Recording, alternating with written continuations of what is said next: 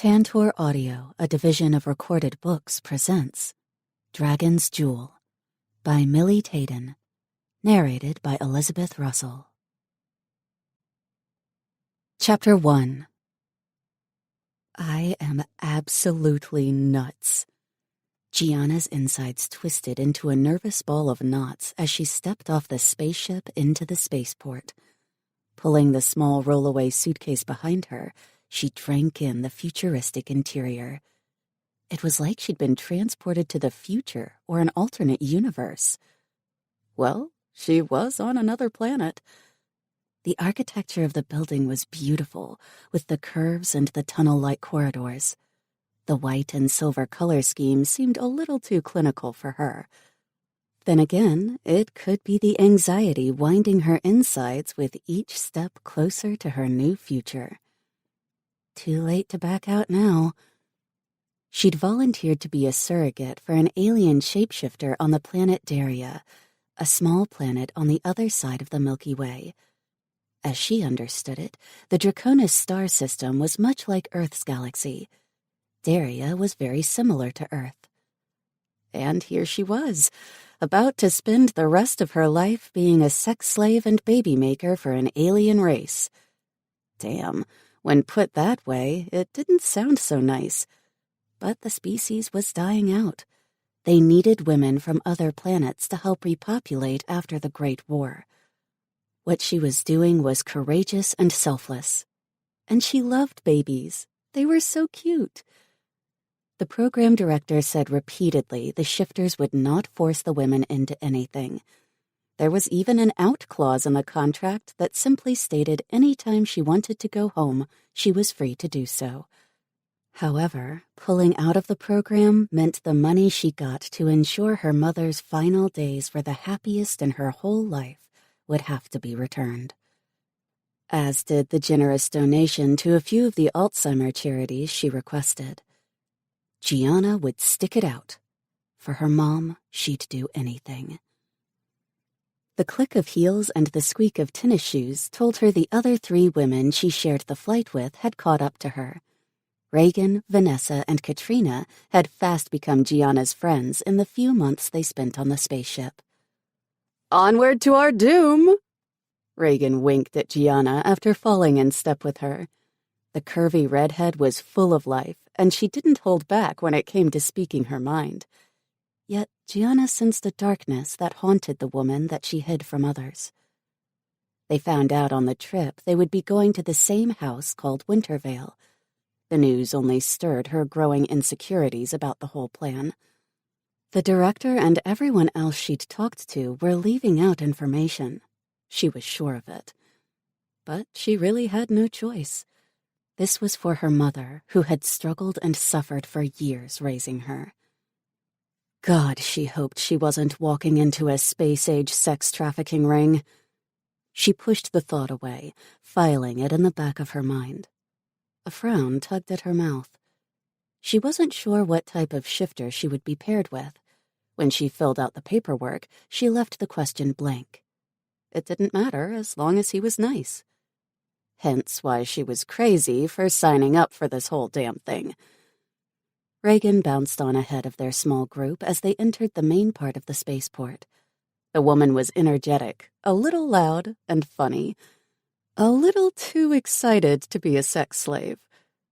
Okay, Gia, stop it. This was a planet trying to rebuild and repopulate. Nothing more. Maybe Gianna should have read her contract more carefully. The Extraterrestrial Task Force, or the Alien Police, as Reagan called them on the flight to their shifter planet, said it was voluntary and safe. They even used the term sacred a few times. They've gone out of their way to make us comfortable and ensure we are pleased with everything. Gianna was trying to convince herself more than the others. But it was true. The spacecraft had an endless supply of food, a library, and lounge. All the comforts of a royal home. They even said that the house they were assigned to would provide everything they needed, such as clothing, food, money. And the selection process was thorough. Each of the women had gone through physicals and medical tests as well as IQ tests. They'd also had shots for things Gianna couldn't pronounce. She wasn't sure it was even in English. Of course they did. We're here to repopulate the planet. They need their birthing cows to be happy and healthy. Reagan turned and winked at Gianna, drawing a giggle from her. Vanessa frowned at Gianna. You did read your contract, right? Gianna glanced down as she hiked her tote higher on her shoulder. I scanned over the important parts. I know we're here to help repopulate the planet. I didn't miss that part of the exam. Katrina, the fourth woman in their little group, stepped beside Gianna. That's about it. Don't let those two scare you. With a forced smile, Gianna nodded. In all seriousness, it wasn't much different than her job on Earth. Well, except for the physical contact. She was a cyber cutie, which was like a cyber girlfriend. Most of her clients wanted a friend, someone to talk to and spend a few hours a day hanging out via the webcam. Occasionally, she got the creeper that insisted on meeting in person.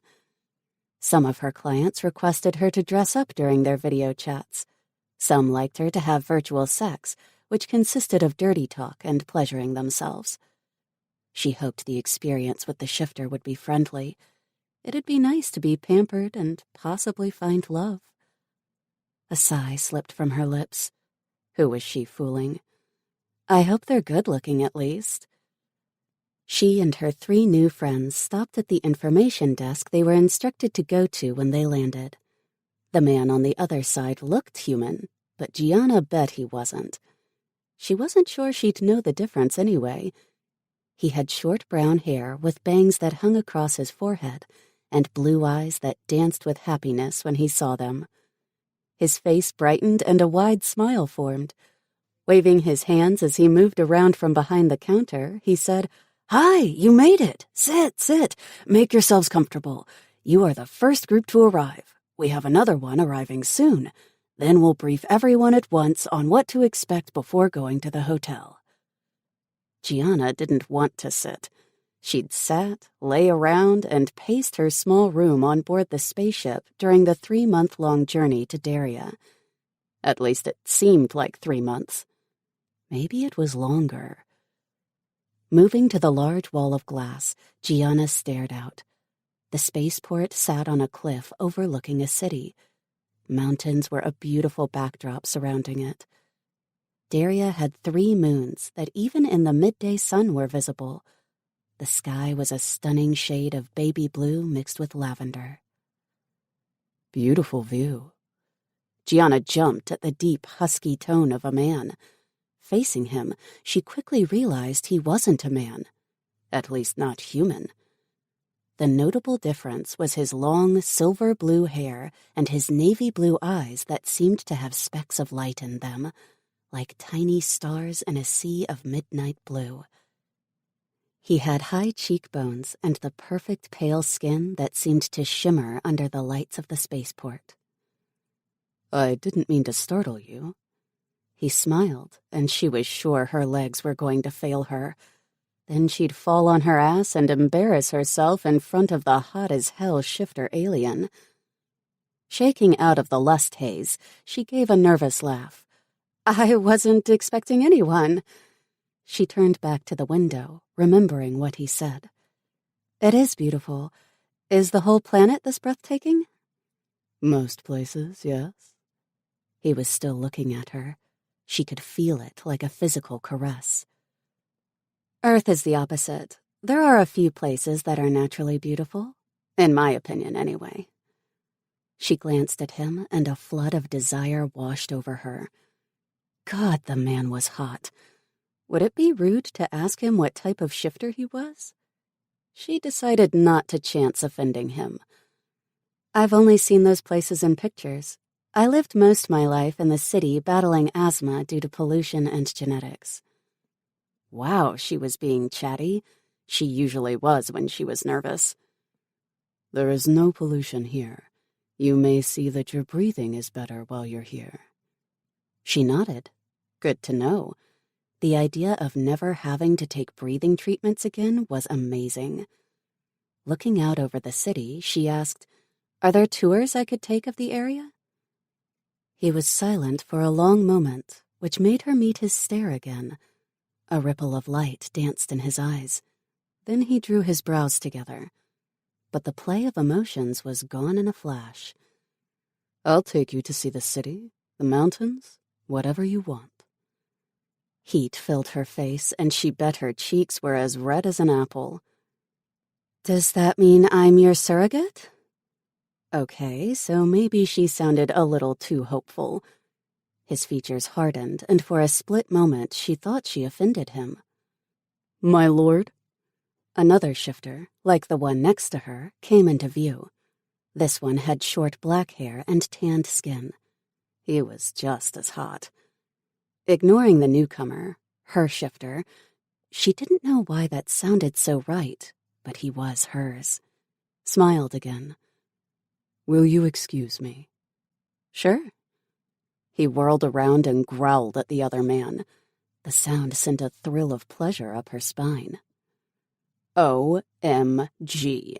If they all look like that, I'm totally in. Reagan looped an arm around Gianna's shoulder, making Gianna jump. She didn't see the other woman approach. What did he say? What did he smell like? A laugh burst from Gianna, and she pushed Reagan away.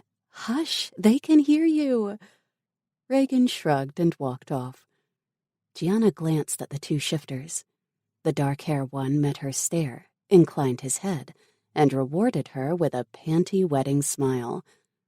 Good Lord, she needed a cold shower when she got to wherever they were taking them next. A beep drew Voss's attention to his tablet he laid on the information counter. The first group of surrogates, 4 females, were gathered around each other in the seats Nigel set up for them. One of them was his mate, Gianna. Glancing at his tablet, he frowned. The second group of females were delayed. By a month. Voss took a deep breath through his nose, then exhaled slowly. Puffs of smoke rolled from his nostrils, indicating his dragon wasn't happy by the news either. The beast was already on edge that his mate was in a group going to Wintervale, the wolf pack. Nigel approached the counter slowly, then circled around to stand on the other side. Voss met his gaze, and the other dragon quickly looked away. Clicking off the tablet, Voss said, "The second group will not be arriving today. I forwarded you the message." Nigel jerked his gaze up, his brows bunched. "Ugh, this whole process is going to take forever." "I agree. However, I don't want the humans knowing about our advancements." Voss glanced at Davin, who stood a few feet away, slightly behind him. Davin was his enforcer. He wore his usual black pants and black t-shirt. His auburn hair was braided down his back. Voss typically didn't leave the estate without either Davin or one of the other guards with him. Sitting in a chair nearby the females was Azar, Voss's advisor and best friend. Azar gave a slight nod before returning his attention to Gianna. Hope bloomed in Voss's chest. Azar's intense stare at the female told him that his friend felt the pull to her. That was a good thing, because they agreed to share a surrogate. If she was a potential mate for both of them, it'd be easier to seduce her. Especially after they stole her from the wolves. "Let's get this started." Voss nodded to Nigel. The male inclined his head and darted around the counter to stand in front of the females. "Well, ladies, it looks like it will only be you 4. The other ship is running about a month late. I'm Nigel from the Night Flame Dragon Clan, and will be your Q&A guy. If you have a problem with your assigned house or shifter or any problem at all, call me and I'll have it taken care of." Nigel glanced at Voss over his shoulder and frowned before glancing at the counter.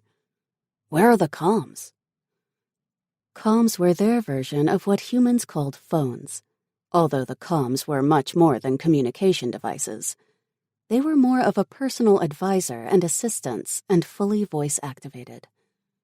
Voss scanned the terminal, then saw Brazen, Night Flame's technical genius, advancing toward them. He carried a small case with him. The comms.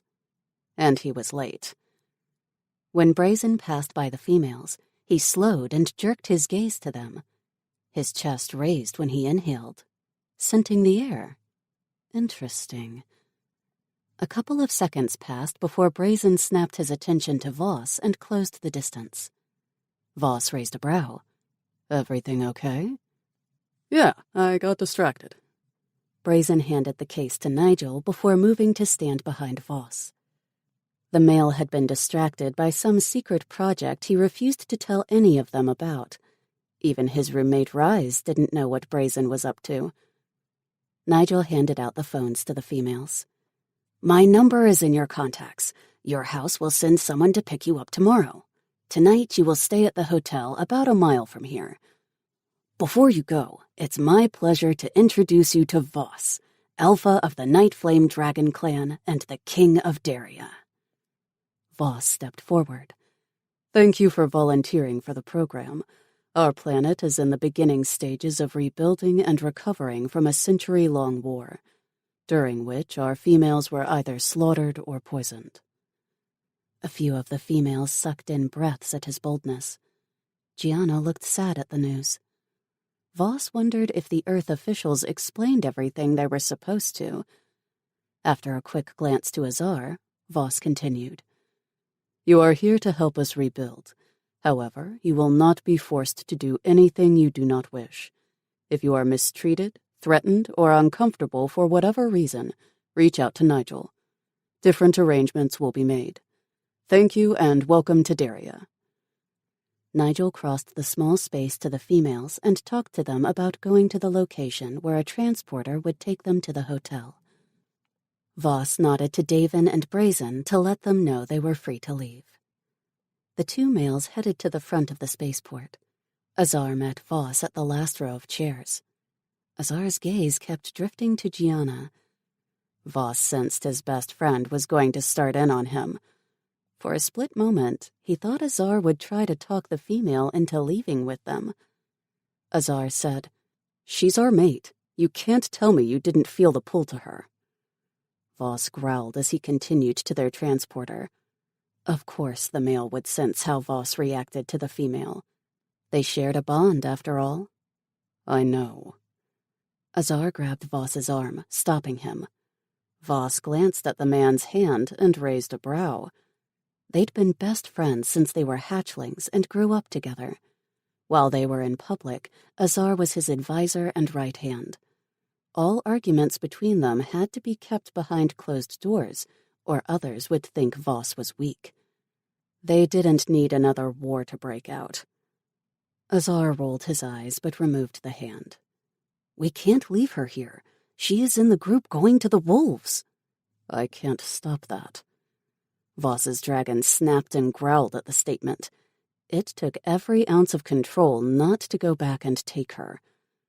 When he saw her standing in front of the windows, peering out over the city, he couldn't stop himself from approaching her. When their eyes connected and he inhaled her intoxicating floral scent, he knew she belonged to him. To hear his best friend also recognized her as a possible mate was a wash of relief that told him the plan to share a surrogate would work. Voss wanted to take her home right then. Fuck everyone else. However, he designed the program so the females would be comfortable. They got to pick the type of shifter they were sent to. His mate had obviously picked a wolf, or she wouldn't be in the Wintervale group. "I don't like this." Azar glanced at the building where their mate was. His body was tense, like he was about to run in and take her. What if there was a mix-up in her paperwork? We could make a mix-up? Come on, damn it! You're king of Daria! Do something! The plea in Azar's tone and the longing in his eyes was a punch to Voss's gut. They'd formed a brotherly bond long before the war. After the war that wiped out the female population, Voss and Azar formed the plan to bring in females from Earth and other planets. They knew they had no choice but to share a surrogate due to the lack of volunteers. Voss wouldn't be able to share a female with anyone but Azar. And the first group to arrive had their true mate in it. The female smelled so good. Another growl erupted from him, and he pulled out his comm from his pocket. After bringing up the files on the group of females, he found hers within seconds. Gianna Harris. Only living relative was her mother, who had Alzheimer's. According to the medical report, her mother didn't have long to live. She also didn't recognize her daughter anymore because of the disease. A pain formed in his chest. Sorrow squeezed his heart for his mate. It must be awful to have a mother that doesn't know you. Was that the reason she signed up to be a surrogate? Scanning the paperwork more, he noticed the type of shifter question was left blank. Interesting. Did she not have a preference? Well, Azar asked, what are we going to do? Voss raked a hand through his long silver hair and blew out a breath. As king, he had a duty to uphold his word. The relationship with the Wintervale wolves was fragile. It wasn't the time to break the thin line of trust. Yet he couldn't let go of his mate now that he had found her. A second in a lifetime. A blessing. May the gods help me. Voss advanced to the transporter. Come back tonight and get her. I'll fix the paperwork in the morning. Azar scowled. Why not now? Tonight, Azar. Quietly. Chapter 2. It was early afternoon when Nigel dropped them off at the hotel. He had warned them not to go off the property without a guide, and only a guide employed by the hotel. That was until their ride to Wintervale arrived in the morning. Their room was more like a 4-bedroom apartment. The living area was small but cozy. It was a little plain. She had expected something different, maybe more alien-like. Then again, they could have modeled the rooms after ones on Earth to make them feel comfortable. Gianna walked to the sliding glass doors and smiled. They had a patio that opened to the pool. Vanessa walked over and stood next to Gianna. I didn't think to bring a swimsuit. Reagan entered the living room and joined them at the doors. We don't need suits. Just throw on a pair of shorts and a top. She opened the door and stepped out. Gianna followed her. She didn't plan to swim. It'd be great to sit and soak up the sun. After all, they'd spent the last few months on a spaceship. A sigh slipped past her lips as the warm sun kissed her arms. She kicked her shoes off just inside the door of their room, then padded to one of the lounge chairs. When Katrina sat on the one next to Gianna, she asked, Do you think we are the only ones here? Katrina settled back in her chair. I think this hotel was built for us and the others that will arrive in the coming months. Everything looks new. She was right. It would make sense. They had been at war. A part of Gianna worried if the tension between the different groups of shifters was still there. What would it take to spark another war? How safe were they? You're worrying again. Reagan sat at the foot of Gianna's lounger. Gianna shrugged. I can't help it. It comes from years of taking care of my mom. A pang entered her chest. The feeling of being a bad daughter bloomed. How could she leave her? Then again, the sight of Gianna began to scare her mom to the point she was having panic attacks. The hospital staff had asked her not to come back. Her own uncle had signed the paperwork that took Gianna off the visitors list. Gia? Reagan's tone held worry and sadness. Gianna shook her head. I'm fine. The surrogate program was perfect for her. She didn't have to live alone in a house full of memories of a mother who feared her presence. She had a new life, a new adventure. Reagan stood. I'm going for a swim. Who's with me? Kat and Vanessa perked up and said at the same time, I am. I'm going to enjoy the sun from here. I might join you in a few. Gianna stretched her legs out in front of her and positioned the back of the lounger so it laid back. The girls headed to the pool a few feet away. Reagan dived in, while Kat and Vanessa eased in by sitting on the side. Gianna closed her eyes. It seemed only a minute or two until the sound of a man's voice startled her. "I'm sorry, I didn't mean to scare you." He sat on the lounger next to her and scooted closer. "I said you're starting to burn." "Oh." She sat up and lifted her gaze to his. Gold-color eyes stared back at her. He was handsome, with coppery brown hair that covered the top of his ears and looked like he ran his fingers through it a lot. However, he didn't spark her internal flame like Voss did at the spaceport. The man extended his hand. "I'm Arden. I saw you ladies out here and thought I'd introduce myself." She took his hand and shook. "Nice to meet you. I'm Gianna." "How long have you been here?" He pulled out a small amber-colored jar and handed it to her. "This will help with your sunburn." She took the jar. "Thank you. What is it?" "A healing cream made from abretti berries and skayana bark." Staring at him, she hadn't a clue what those things were. Obviously, they were plants or herbs native to the planet. "Thank you," she said again. "Did you arrive today?" He touched her hand, and she slowly moved it out of his reach. He seemed nice enough, but something was off. Then again, he didn't stir the butterflies in her belly like Voss had. "We landed about an hour ago." Relief flooded her system when Katrina sat in the lounger on the other side of her. She extended her hand to Arden. "Hi, I'm Katrina." Gianna nibbled on her bottom lip.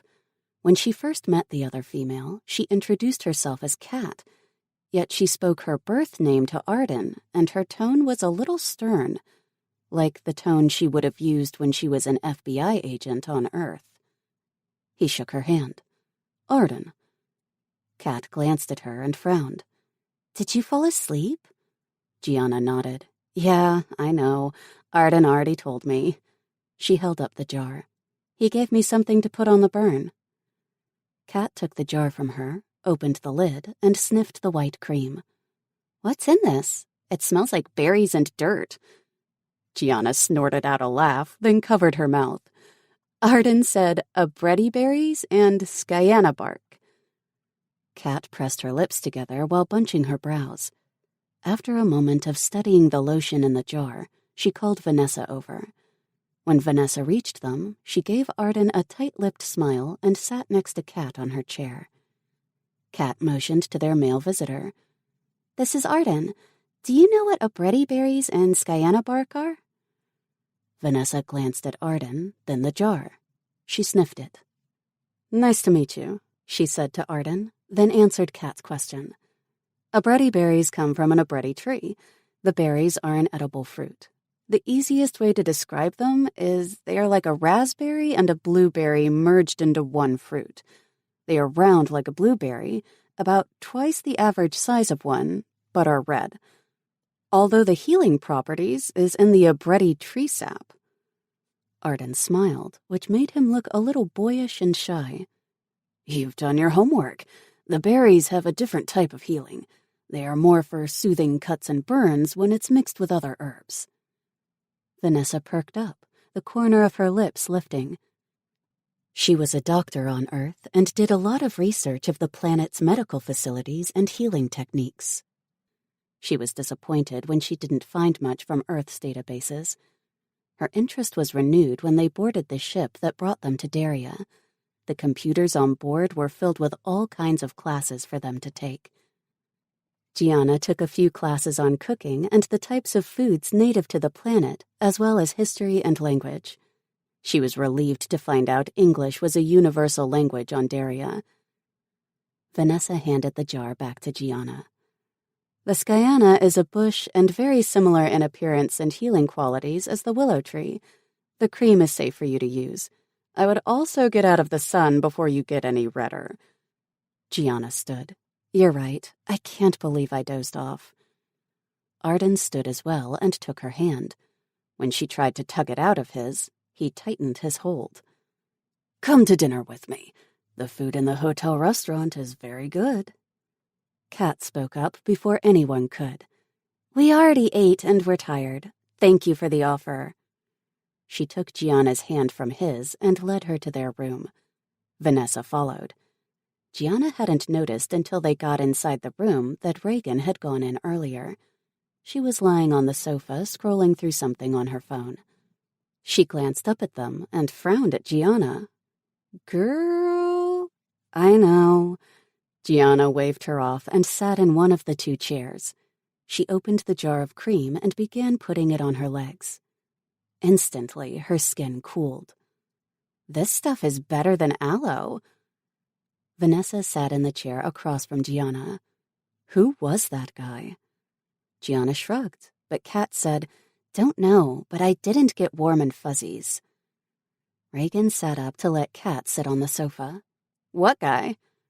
"Some guy. He came up to Gianna and just sat down. He looked like he was about to run off with her." Kat leaned over to look at Reagan's calm Nigel gave each of them.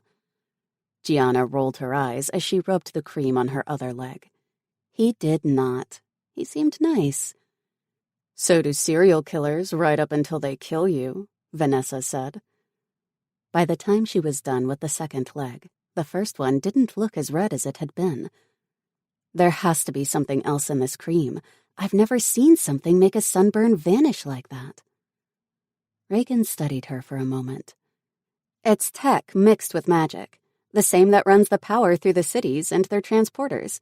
The aliens are far more advanced in everything than we are." "How do you know?" Gianna stared back at the redhead. Reagan waved her calm in the air. "What do you think I've been doing?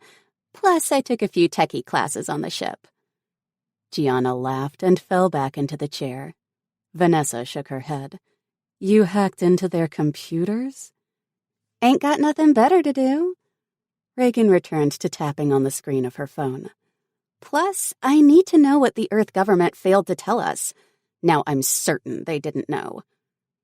Gianna stood and moved to her room. "Order some food. I'm going to take a shower." As soon as she shut her door, she heard something hit it. The sound was soft, like Reagan threw one of the decorated pillows from the couch at her. She let out a breathy laugh and crossed to her suitcase. "Welcome to your new life. A new beginning." Chapter 3. Azar slipped out of his room and advanced down the corridor toward the back door of the mansion he shared with Voss. The sun had barely set, casting a warm purple glow over the landscape. Even though Voss meant for Azar to retrieve their mate after dark, he couldn't wait any longer. His mate was waiting for him. Not that she realized what she was to him and Voss. Besides, it was unfair Voss had spoken with her and Azar hadn't. Her beautiful round face popped into his mind. Big brown eyes stared right at him at the spaceport, and he knew deep to his core she was his. And she was Voss's as well.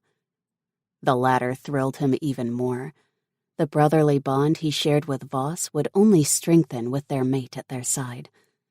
They feared sharing a female would split them up. Or worse, Azar would have to leave the clan. Gianna gave them new hope. And as the future queen, she'd give the people hope as well. When he reached his two-seat transporter, he heard footsteps approaching from behind. Then Madden, Voss's younger brother, spoke. Azar groaned. "Where are you sneaking off to?" Azar closed his eyes briefly, but didn't turn. He wasn't sneaking, just being quiet. "Out." Rise appeared in front of him, arms crossed over his wide chest. His blonde hair hung loose around his shoulders, and green eyes narrowed on Azar. "You don't simply go out." "My brother has been on edge since returning from the spaceport." Madden circled Azar to stand next to Rise. "You know why."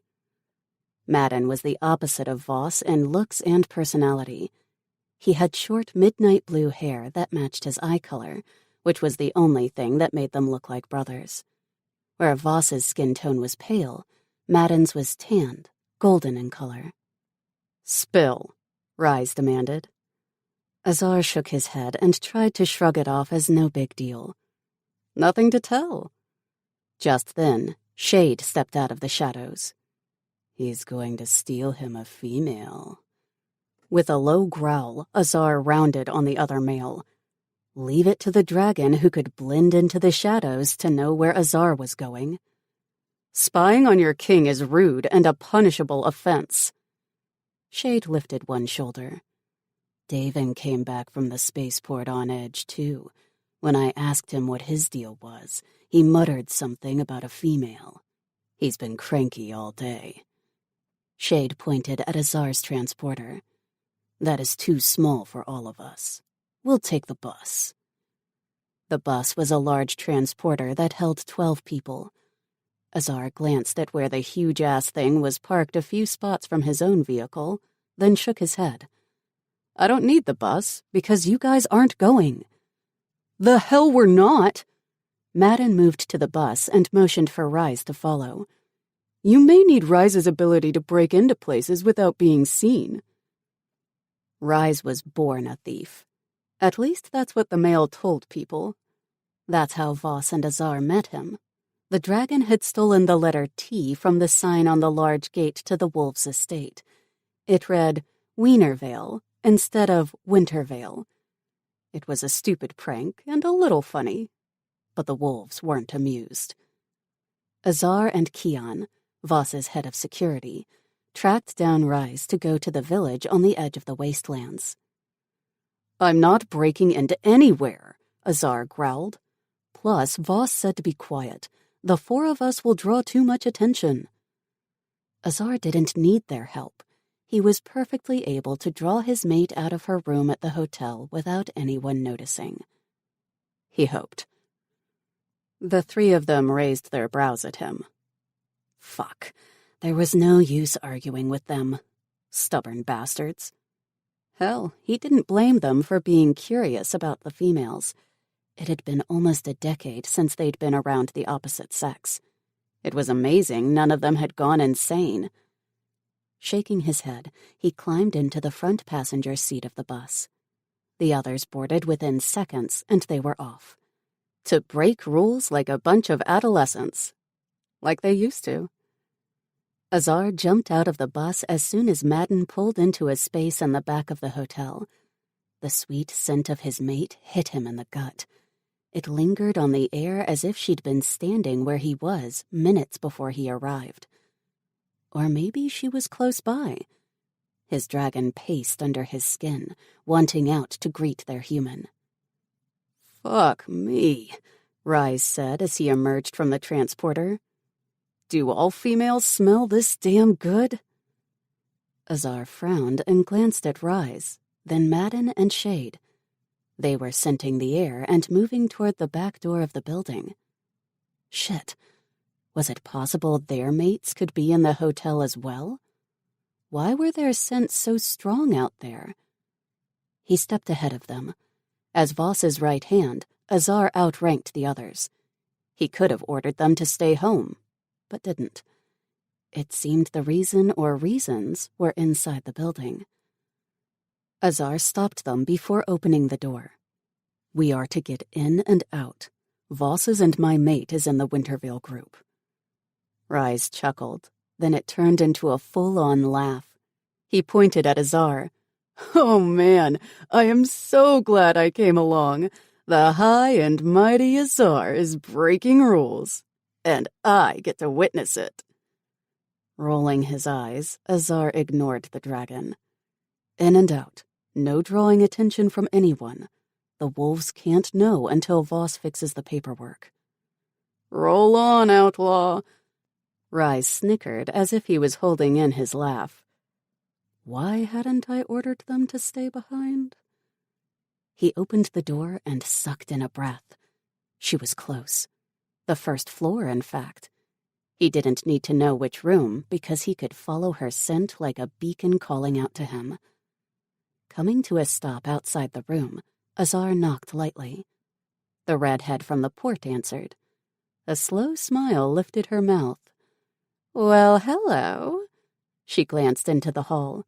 You brought friends. Now the party can start. Beside Azar, Rise stiffened. Glancing at him, Azar frowned. What's up? Her. She smells like a mate, Azar said dryly. Giving his attention back to the redhead, he asked, May we come in? Sure. She walked away from the door and farther into the room. One by one, they followed the female into a small living room. He glanced around, observing the amenities. The females had the essentials, and the rooms were clean. It wasn't as nice as his home, but it was simple and served their needs for the one night they would spend there. The room was good enough for other groups that would arrive over the next few months. This group wouldn't be staying, especially from the reactions the other dragons were having. Gianna stepped out of a room to his right, and he froze. Her long brown hair was wet, and she was wrapped in a thick white robe. His dick jerked and hardened behind the zipper of his jeans. Her eyes widened at the sight of him. Then she offered a soft smile. Oh, hello. He noted that her skin was slightly pink, like she'd gone outside and got too much sun. Crossing the room to her, he picked up her hand and studied her arm. You're sunburned. She met his gaze and squeezed his hand slightly. His dragon panted. It was worse earlier. We went out to the pool and I fell asleep. Madden moved closer, and Azar sensed the other male going into healer mode. How did it heal so fast? The concern in his tone sent a shot of dread through Azar. Gianna pulled her hand away from his and darted into her room. A moment later, she came back with an amber jar in her hand. She handed it to Madden. One of the hotel staff gave me that. It's like a magical burn cream. The female with the blonde hair stepped up next to Gianna. We don't know if he worked for the hotel. He said it was made with abretti berries and skyana bark. Madden opened the jar and sniffed, then frowned. Abretti sap is also in here. The berries help to cover up the earthy scent of the skyana bark.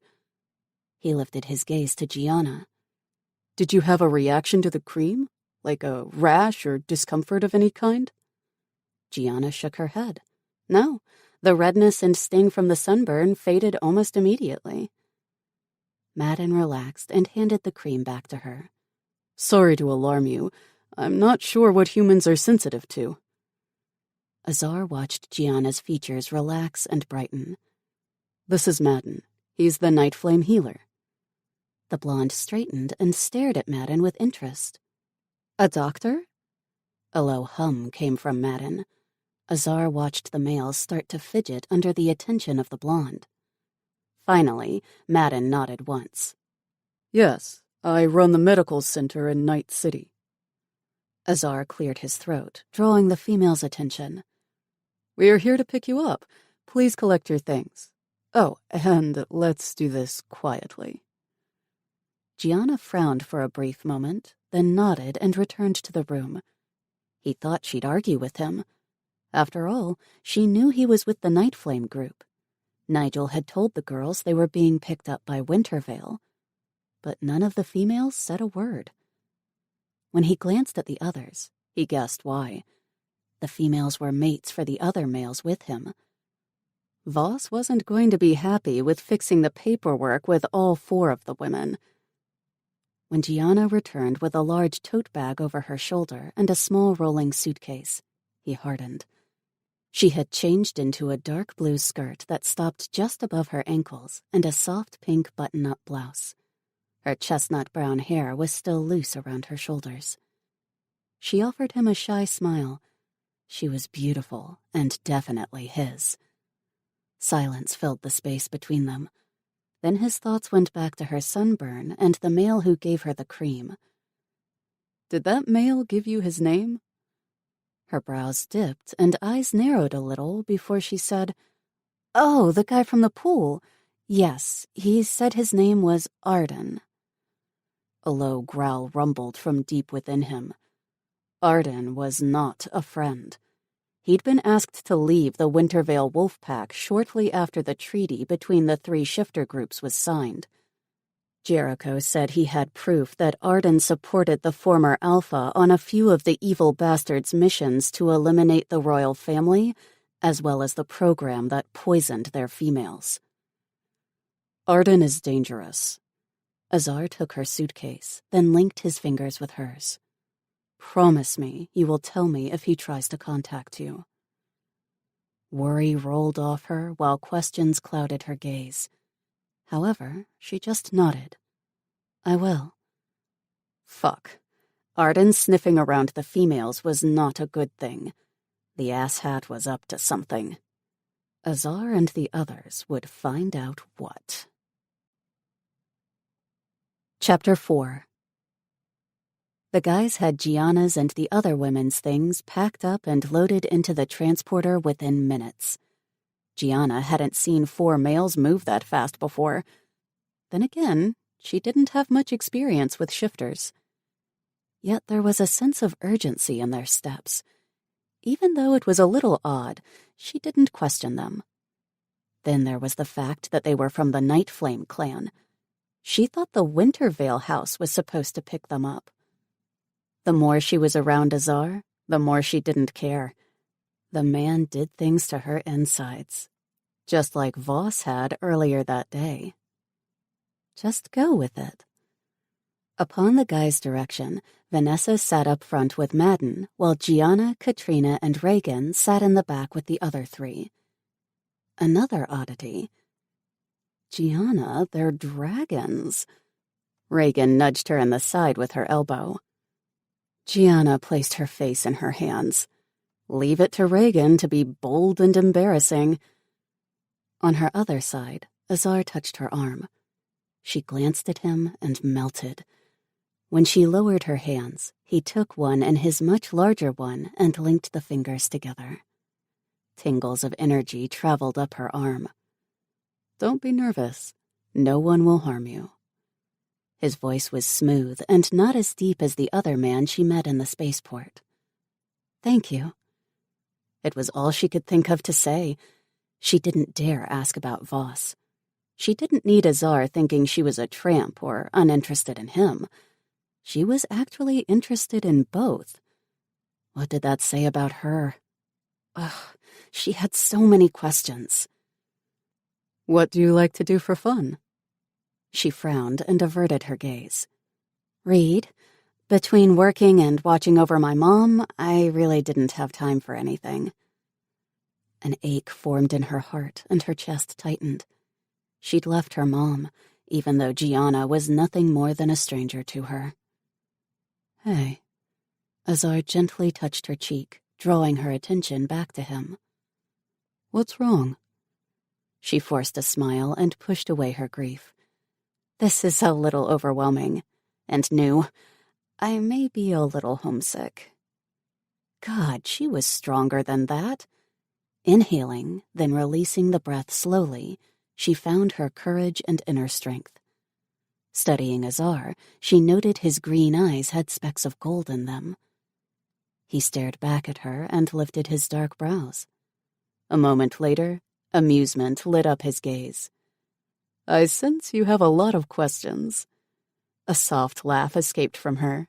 Yes, a few. The transporter stopped and she glanced around. It looked like they were inside a garage. Azar tugged her gently as he got out of the vehicle. Welcome home. Heat filled her cheeks. When she got out of the car, she frowned. Azar chuckled. The house is much more impressive. Glancing back at the transporter, she noted the other guys were taking the other women in different directions. Azar leaned into her. Your friends are in good hands. Tomorrow, Voss and I will take you on the tour of the grounds. Voss? You met him at the port earlier today. The blush returned to her face, and she nodded. Yes, I know. He's here? Was she supposed to be a surrogate for both of them? How was that going to work? Yes, this is his house, the royal estate. I live here with him. He took her bag from the transporter and led her to an elevator a few feet away. I know this is strange to you. We will answer any questions you have. and we will never force you to do anything you do not wish to do." She found comfort in his words. Also, an odd sensation of knowing him settled over her. Flashes of déjà vu played in her mind like she'd dreamed the events before. Maybe she was losing it, or just tired from the spaceflight. "It's a bit overwhelming. I will need time to adjust." He inclined his head, and a small smile formed on his lips. "Of course." The elevator doors swooshed open, and Azar tugged her out and down a hallway. They came to an abrupt stop just inside the living room.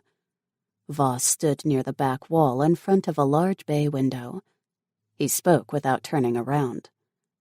"I said just her." Gianna's heart pounded at the sharp tone of Voss's voice. He was angry, and she didn't understand why. When she inched her way toward the hallway they just emerged from, Azar wrapped his arms around her waist and held her against him. "No one will harm you." She sagged into him and tried to calm the sudden anxiety. In a blink of an eye, Voss was in front of her. The sudden quick motion made her jump and squeak at the same time. Oh, great. She was acting like a mouse about to be devoured by the snake. With a finger under her chin, he lifted her gaze to his. The sea of stars in his dark depths relaxed her a little. Odd. His tone was even and low as he said, "Azar, explain." "The other females seem to be mates for Madden, Rise, and Shade as well." Azar brushed her hair off her neck. "I see," Voss replied. Azar kissed the curve of her neck. A million lustful butterflies swarmed inside her. Breathing was difficult, but not in a bad way. A slight twitch of Voss's lips told her he was amused by the news. She was glad he wasn't angry and found the situation funny, because she was confused as hell. Azar kissed his way up her neck to nip at her ear, sending a shiver of pleasure through her. She closed her eyes and allowed her weight to settle into Azar's arms. Electrifying currents wrapped around her. It was hard to explain, other than it was like her skin felt alive. "Open your eyes," Voss said softly. Obeying, she held his gaze as Azar slid his hand down her side and gathered her floor-length skirt up in his hand, exposing her thigh. When he touched her skin and guided his hand to the inside of her thigh, she sucked in a breath. Then her insides heated. Soon a wildfire spread through her. Voss frowned slightly. "We shouldn't do this here." Without a word, Azar scooped her up in his arms and carried her up the stairs. Voss followed with urgency. "Her room." Azar nodded and turned at the top of the stairs. Within seconds, she was placed on a bed of black cotton. Azar kissed her and worked the buttons of her blouse. Voss removed her shoes, then began trailing light kisses up her leg to the inside of her thigh. Tingles of the electrical energy she felt downstairs returned. She wondered if it had something to do with them, like they had some kind of magic flowing in their blood. Whatever it was, she didn't want it to stop. Yes, it was considered taboo on Earth to have sex with someone, or, in her current state, two someones she just met. However, that was why she was there. She was their surrogate. The thought of getting pregnant entered her mind. Her pulse increased. She wasn't ready to be a mom. Yes, she knew going in that it was what they wanted, a means to sustain their species. Azar lifted his head and stared down at her. "What's wrong?" She nibbled on her lower lip before speaking. "I'm not... I don't think I can be a mom right now. I mean, I don't know how. What if I'm a horrible mom?" Oh, God, she was babbling and ruined the mood. Just call her Gia the mood killer. The idea of being a mom excited her. However, as soon as reality sank in, she wasn't sure she was ready at that very moment. Voss straightened, his features morphed on a beautifully wicked smile. "You are not ovulating right now." She blinked at him. "You can tell?" They nodded at the same time, but Azar was the one who spoke next. "No babies right now. We want to get to know you first. Have you to ourselves for a few months before we start planning a family." Voss dipped his head again to resume his feather-like kisses up her inner thigh. Sounded like a good plan. Sensations of desire skittered over her skin while heat filled her core. She'd never experienced anything that felt so good and so right at the same time. When Voss reached her panties, he brushed the cotton aside, then licked. She moaned and rocked her hips against him, grinding her pussy against his face. Azar whispered in her ear, "This is much hotter than I thought it was going to be." There was a hint of laughter in his tone, which helped her relax, and then his next words almost pushed her over the edge. "Just let go. I want to watch him pleasure you until you come." The heat building inside her ignited into an inferno. Azar finished unbuttoning her shirt, then cupped her breast over the bra. She wiggled her arms out of the blouse. Azar had her bra removed with quick efficiency. He lowered his head, flicked over one erect nipple before he covered her breast with his mouth. Desire flooded her system, consuming. She wasn't sure how much more she could take before she exploded. Just then, Voss slipped 2 fingers inside her and pumped, slowly at first, then faster as he teased her clit with his tongue. She fisted her right hand in Azar's hair, and with the left she gripped the sheets, riding the wave of pleasure rolling inside her. "Come for us." As if Azar's words were a command, her body obeyed. The orgasm rocked through her, making her cry out in pleasure. Azar abandoned her nipple to kiss her, thrusting his tongue inside her mouth, swirling around hers. Too many sensations whirled and made her body hum. Voss settled between her thighs and slid his arms underneath her knees, lifting them. Then he entered her with a quick thrust. She cried out at the invasion at first, not expecting his size. She wasn't a virgin, but she hadn't had many lovers. At least not in physical form. As he moved, stretching her, bliss filled her head, and the threat of another orgasm lingered, waiting. She cupped Azar through his pants, drawing another sensual growl from him. Excitement at the sound shot through her.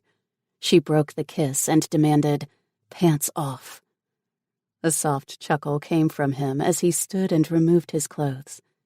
He was beautiful and all hers. Voss leaned down while he still pumped his hips, thrusting his cock deeper inside her. "Suck him off." Oh, she planned to. When Azar came back to the bed, she took his cock in her hand and stroked teasingly. He let out a strangled groan and pushed his cock against her palm. Locking gazes with him, she guided him into her mouth. He might have cursed, but she wasn't paying attention. Pleasure overwhelmed her brain and body. Voss gripped her hips, his fingers digging into her skin as he slammed into her over and over. The mountain of pleasure they put her on top of was crashing. An explosion of light sparked behind her eyes before she screamed out her release. Azar and Voss followed her over the edge with orgasms of their own. Gianna felt boneless as she watched both her guys settle down on either side of her. Voss curled into her, putting one of his large legs between her thighs. Azar kissed her cheek and held her with an arm around her waist. A sigh slipped from her, and she closed her eyes. The hum of bliss made her feel like she was floating. "I have so many questions." Voss kissed her head. "I know. We'll answer them soon."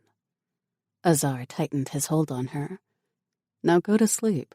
We have a busy day planned for tomorrow." Like his words were a spell, she suddenly felt calm and sleepy. She yawned. "Good night." Night, Angel.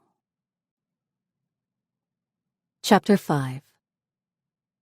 Good morning, sleepyhead. Gianna yawned, then stretched. Her muscles were sore in all the right places. A smile tugged at her lips, but she kept her eyes closed. Why was Azar waking her up so early in the morning? I need 5 more minutes of sleep. Azar laughed, but snuggled into her and buried his nose into her neck. He inhaled. We have to go if you want to tour the house and then the city. We have a busy day. She did want a tour of the city. The idea of spending the whole day with Azar and Voss thrilled her. She opened her eyes to peek at him, then closed them. After a moment, Azar shook her gently.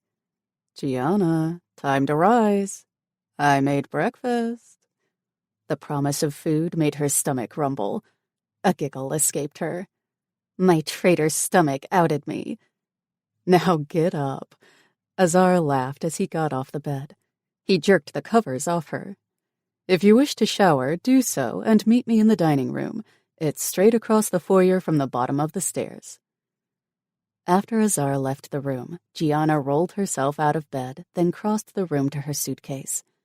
Since she'd taken a shower the night before, right after the guys made love to her a few more times, she didn't need another. The thought of the shower brought visions of what the 3 of them did in there. She heated and ached with desire. Being a surrogate really had its advantages. And Azar made breakfast. She'd never had anyone cook for her. Giddiness bubbled in her belly. Grabbing the first few things she touched, she quickly dressed and checked her hair in the mirror. That was when she noticed the dresser was stocked with a hairbrush, comb, and an assortment of perfumes. On the left back corner was a jewelry box. Surely they didn't buy those things for her, yet there were no other females around. She picked up the brush and inspected it. Yep, it was brand new. So were the bottles of perfume. Glancing at the jewelry box, she decided not to open it, at least until she got some questions answered. Slowly, she made her way downstairs. When she reached the bottom, a knock sounded on the front door. She froze, expecting someone to rush in and answer it. When whoever it was pounded on it again, while ringing the bell, she frowned. When no one came, she crossed the room.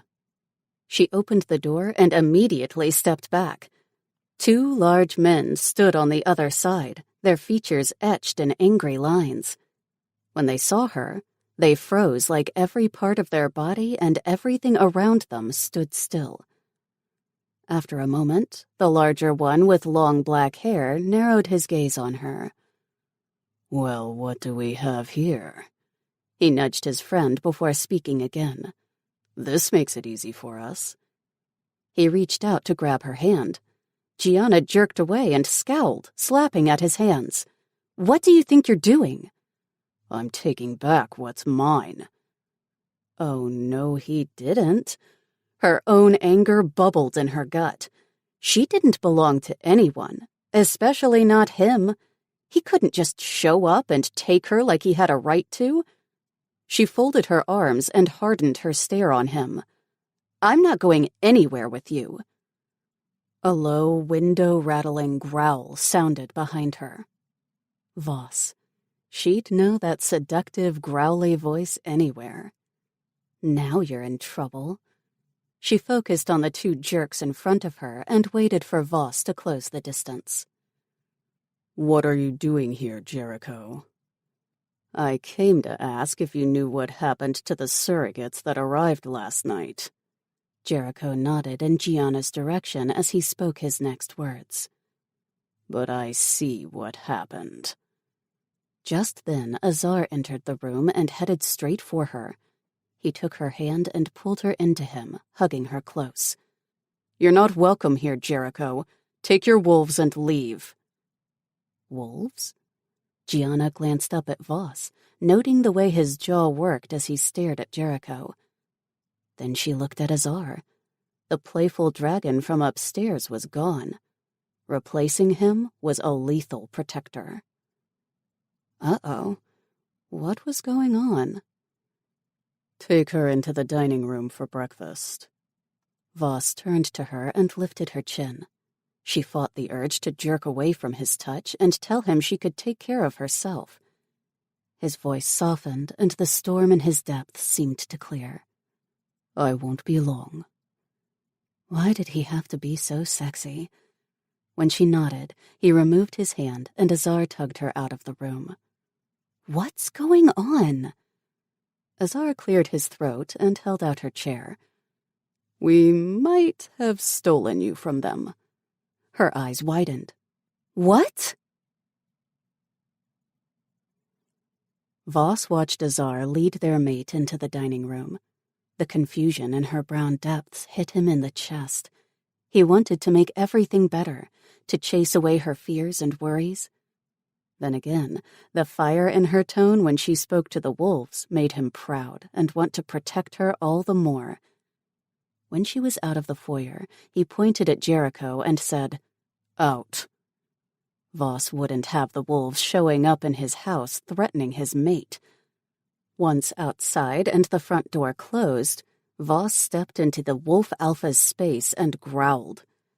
There has been a mix-up in the paperwork. A mix-up, huh? Jericho glanced at the door behind Voss, then met his stare. She is your true mate. Voss nodded once. Normally, he would have told Jericho where to stick it. He didn't owe anybody an explanation. But the case with the surrogates was delicate, so he'd forgive the wolf's rudeness for now. I knew when I first saw her, smelled her. You most of all know why I can't let her go to your house. Fuck. Jericho raked a hand through his hair. Fuck. What about the others? There were 4 females that were supposed to go to Wintervale. All 4 of them are missing. Well, 3 are missing, because we know where one of them is. Jericho was being pissy. Like Voss, he'd had a mate once and lost her to the war, along with his 2 daughters. So yeah, he knew Voss couldn't let Gianna go. He knew how rare it was to find a second true mate in a lifetime. Keon took that moment to make an appearance. Voss's head of security was shirtless and had only a pair of jeans with the button undone. His hair was tousled like the male had just gotten out of bed. You need an escort to leave, Jericho? Because that can be arranged. Jericho's second-in-command, Mace, got in Keon's face. I'd like to see you try. Before Voss had a chance to get between the males, Keon had Mace by the throat, holding him off the ground, teeth bared. That's enough. Keon, put him down. Voss directed his next words to Jericho, putting in a warning in his tone. I made a mistake by assigning the females houses before we had a chance to meet them. We didn't know there was a chance the humans could be mates for any of us, and you of all would understand why I can't just hand them over. He repeated the last statement as a reminder to Jericho. Yeah, it was a low blow, but Voss needed the Alpha to leave peacefully. Jericho backed off and gestured for Mace to do the same. What are we to do now? I have a den full of males who expected surrogates. Surely you weren't going to share all 4 of the females with the whole pack. Voss arched a brow in challenge. That was not part of the deal to participate in the program. It was made clear to everyone that the females would be treated with respect and pampered. After all, they were doing them a great service. Voss wouldn't allow any of them to be harmed or treated like slaves. Before Jericho could reply, Voss added, Tell them there was a mix-up in the paperwork. There'll be a few more groups arriving in a couple of days. Starting with those groups, each house will be able to come and select their surrogates. Peacefully. Voss held the wolf's gaze until he backed down, then added, This is all I can do for now. And if you threaten my mate again, you will be made an example of to remind those who wish to challenge me." Voss didn't wait to see the wolves leave. He just turned and went inside. Kian would make sure they left, and he hoped he didn't have to come back outside and break up a fight. As he crossed the foyer to go into the dining room, he caught sight of his brother Madden out of the corner of his eye. "Is there a problem?" Madden shrugged. "I don't have one, but we might. The wolves aren't going to like this. There will be resistance." Voss pivoted around to face his brother. "What do you expect me to do? Just hand our mates over to the wolves?" Madden held up his hands. "No, I'm not giving mine up, nor did I say you had to give yours up. I'm just saying some of the Wintervale wolves are a little crazy and looking for any excuse to wage war again." Madden then walked past him, exiting out the front door. Voss stared at the closed door for a long moment. His brother was right. If they didn't do some damage control quickly, there could be a problem. Chapter 6. "What do you mean you stole us from those men?" Gianna pursed her lips and glared at Azar. He stepped just inside the kitchen, which opened into a large formal dining room. His brows bunched together, and she could tell he was struggling with finding the words to explain. At least, she hoped he was not trying to think of a lie. "You and the other females were assigned to the Wintervale house. This is the Night Flame house." He paused and placed a finger over her lips before she replied with the venom building inside her. "When Voss met you at the port and talked with you, he knew." Azar trailed off. He was searching her face with a frown. His eyes held concern. For what? She didn't know. "He knew what?" "That you are his mate. I knew you were mine when I saw you and caught your scent." He let out a sigh and dropped his shoulders while taking her hands in his. "We were going to explain things. We didn't want you to be overwhelmed with new experiences and information all at once." Gianna relaxed and leaned into him. Instantly, he wrapped his arms around her. "It is a lot to take in. Things seem to be happening so fast and not at all like I envisioned." His gaze darkened. "I'm sorry. Voss and I will slow down. Last night—" It was her turn to place a finger over his lips, silencing him. "Last night was wonderful. It felt right." "Because it was." Azar hugged her close for a few moments before pulling away. "Let's get breakfast served."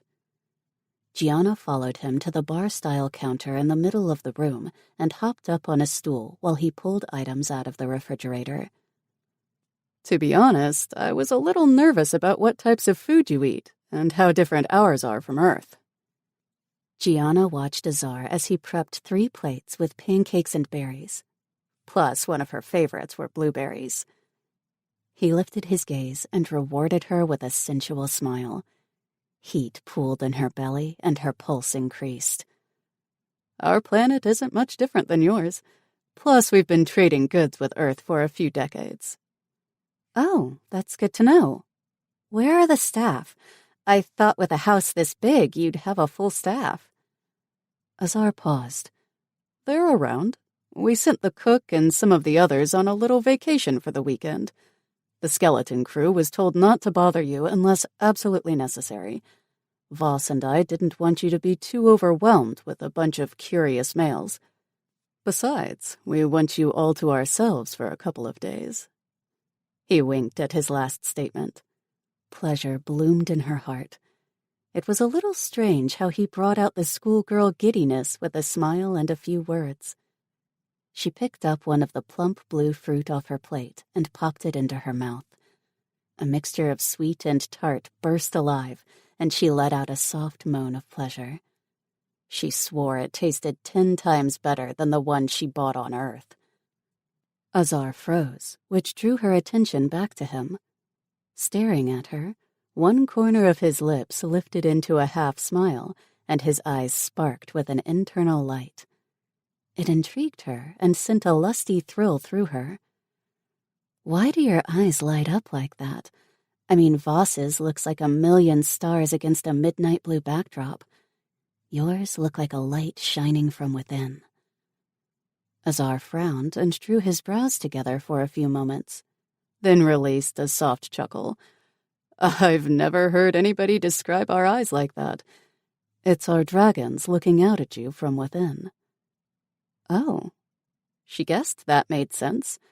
Then again, she didn't have much experience with shifters or aliens. I think they're beautiful. When will I get to meet your dragons?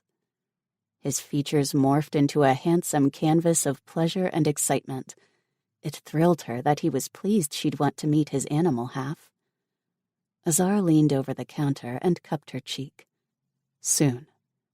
Then he pressed a kiss to her nose just as Voss entered the room. Gianna sat back in the high-backed bar stool and watched him as he sat on the stool beside her. He met her gaze, then picked up her hand to place a kiss on her knuckles. Warmth spread through her.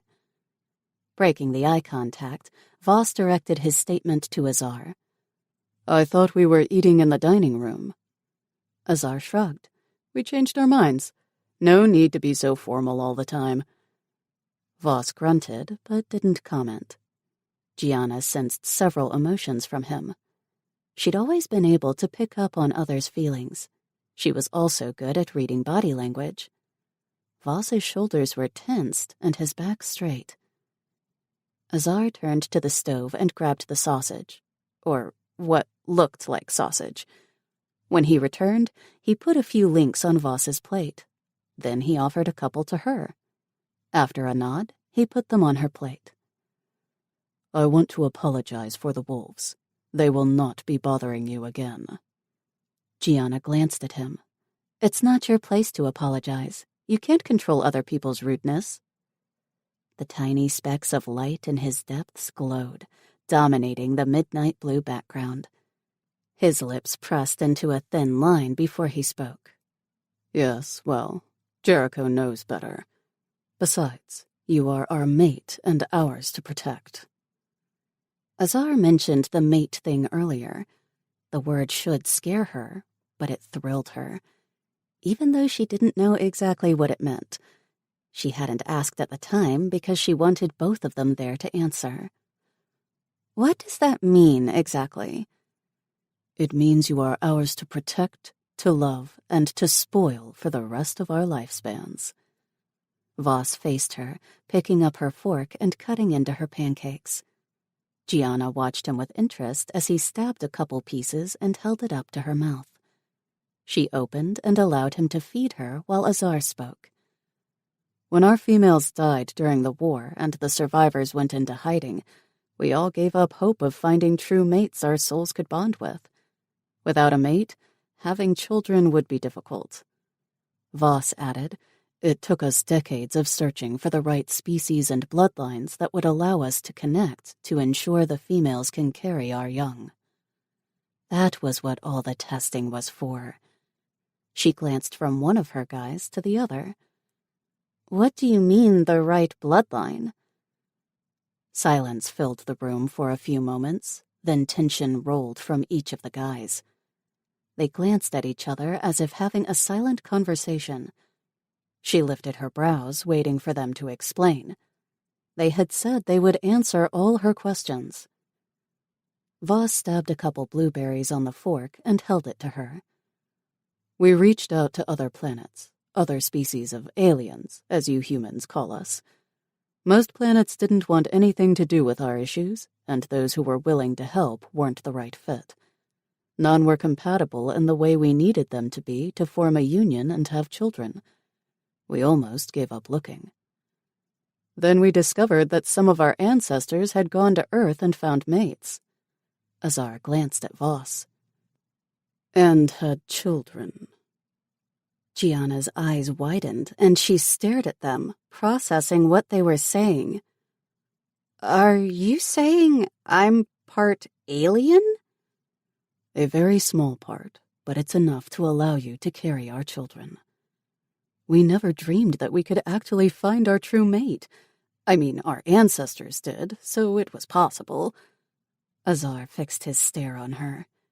Voss nodded. We didn't allow ourselves to get our hopes up. Glancing from Azar to Voss, she let the bombshell news sink in. She'd always been a little sensitive to energies and others' feelings, but she thought she was just a sympathetic person, someone who was open-minded to the not-so-normal things. Here, last bite. Voss held up the fork with 2 pieces of pancakes on it. She opened and let him feed her like it was the most natural thing for her. Do you have my family history? What type of alien am I? Voss stood and collected the plates, then carried them to the sink. Azar answered her question. You are still human. We aren't sure about your family history. To be honest, we didn't go that far. If you like, I can make you an appointment with Madden, my brother, who is also one of our healers. He could run some tests. Then we'd go from there. She thought about it. One of her ancestors was an alien? Had to be someone several generations in her family's past. Although her father was a mean bastard, she didn't see him as an alien. Maybe the gene came from his side of the family, though. She didn't know much about his parents. Did she even care? Let's put that on hold for now. Maybe do it later when I'm settled in. And when she had a little more time to absorb the news. Voss came back to the counter and held out his hand to her. Would you like a tour of the house? Excitement bloomed in her heart, and she nodded. Yes, please. A brilliant, toe-curling smile formed on his lips. God, she was going to melt into a puddle on the floor. Good. You will need to familiarize yourself with the house if you are to be queen. Chapter 7. Queen? Azar pressed his lips together to hold in a laugh at Gianna's expression. Her eyes widened as she stared from Voss to him. He circled around to stand on her other side, opposite of Voss. Yes, Voss is the king of Daria, although he does have a small committee made up of the leaders of the 3 shifter races. When you are ready and agree to the mating, you will be queen. She drew her brows together, but nodded. He knew she would need some time to absorb the information. Hell, he needed time to absorb it. A mate was a special, sacred being, someone he and Voss would cherish for as long as they lived. They'd found her. The one thing that scared the fuck out of him was the thought Gianna would want to leave. They would have to let her go because they couldn't hold her against her will. Pushing those insecure thoughts to the back of his mind, he focused on the present. She was there, and they were going to do everything they could to keep her there, to keep her happy and ensure her that life with them would be amazing. Azar linked their fingers together and moved forward. This is the living room, although you saw that briefly last night. He waggled his brows, which drew a giggle from her. Then her cheeks tinted a rosy pink color. Yes, very briefly. Voss rolled his eyes at Azar and directed them across the living room to the library. Azar knew where he was going. There were secrets in that library. When they entered the large 2-story room, Gianna let out a small gasp. This is amazing. She let go of their hands and drifted to the center of the room, scanning the bookshelf on the 1st floor. Then she looked up to the 2nd story. I could get lost in here for months. Azar laughed. So if you ever go missing, this is the first place we need to look. She returned his laugh. Definitely. Voss watched her with amusement. There was a happiness lighting up his eyes that Azar hadn't seen in a long time. His best friend pointed out the different sections of the library. The 2nd floor is mostly reference and history books. Downstairs to your right is a small group of nonfiction. The rest are fiction in a number of genres. Gianna bobbed her head up and down and drifted to the bookshelf. She gently touched the spines of the books as she read the titles. She turned to look back at them, and Voss directed them to the door tucked in the far back corner of the room. She moved in the direction he pointed. When she came to the door, she paused and barely touched the knob. Voss nodded and said, "Go ahead, open it." Azar nudged him, then whispered, "I assume you cleared her for security?" Voss rolled his eyes again. "Of course. I took her fingerprints and sent them to Keon this morning before she woke." The security for the door was both magical and technical. The doorknob had sensors that read fingerprints. No one could get into the room unless their fingerprints were on file. Inside the room was the royal hoard, artifacts and jewels passed down in Voss's family for generations. It also housed archives from previous rulers that held family secrets and other information that would be lethal in the wrong hands. Gianna stepped inside and sucked in a breath and held her hands to her chest, her fingers at the base of the throat. "Is this like a dragon's hoard?" Her lips lifted and her eyes sparked as if she were teasing. Azar went to her, wrapping her in a hug. He found it hard not to touch her. Maybe because she was new and that she was his mate. Mix in the fact that they hadn't been around a female for decades. Yeah, he might be a little needy. Voss stepped up beside them to watch them for a moment, then drifted over to where the crown jewels were. He picked up a jewel-encrusted crown and held it out to Gianna. "When you are ready and you accept the mating, this will be yours." Azar kissed her on the neck, then whispered, "That was his mother's." Gianna reached out and touched it with her fingertips, then pulled her hand back. "It's very pretty, and looks pretty expensive." He and Voss laughed.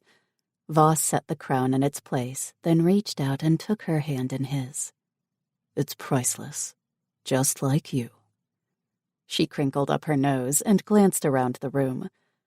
"What keeps people out of here? I mean, aren't you afraid that somebody might steal something?"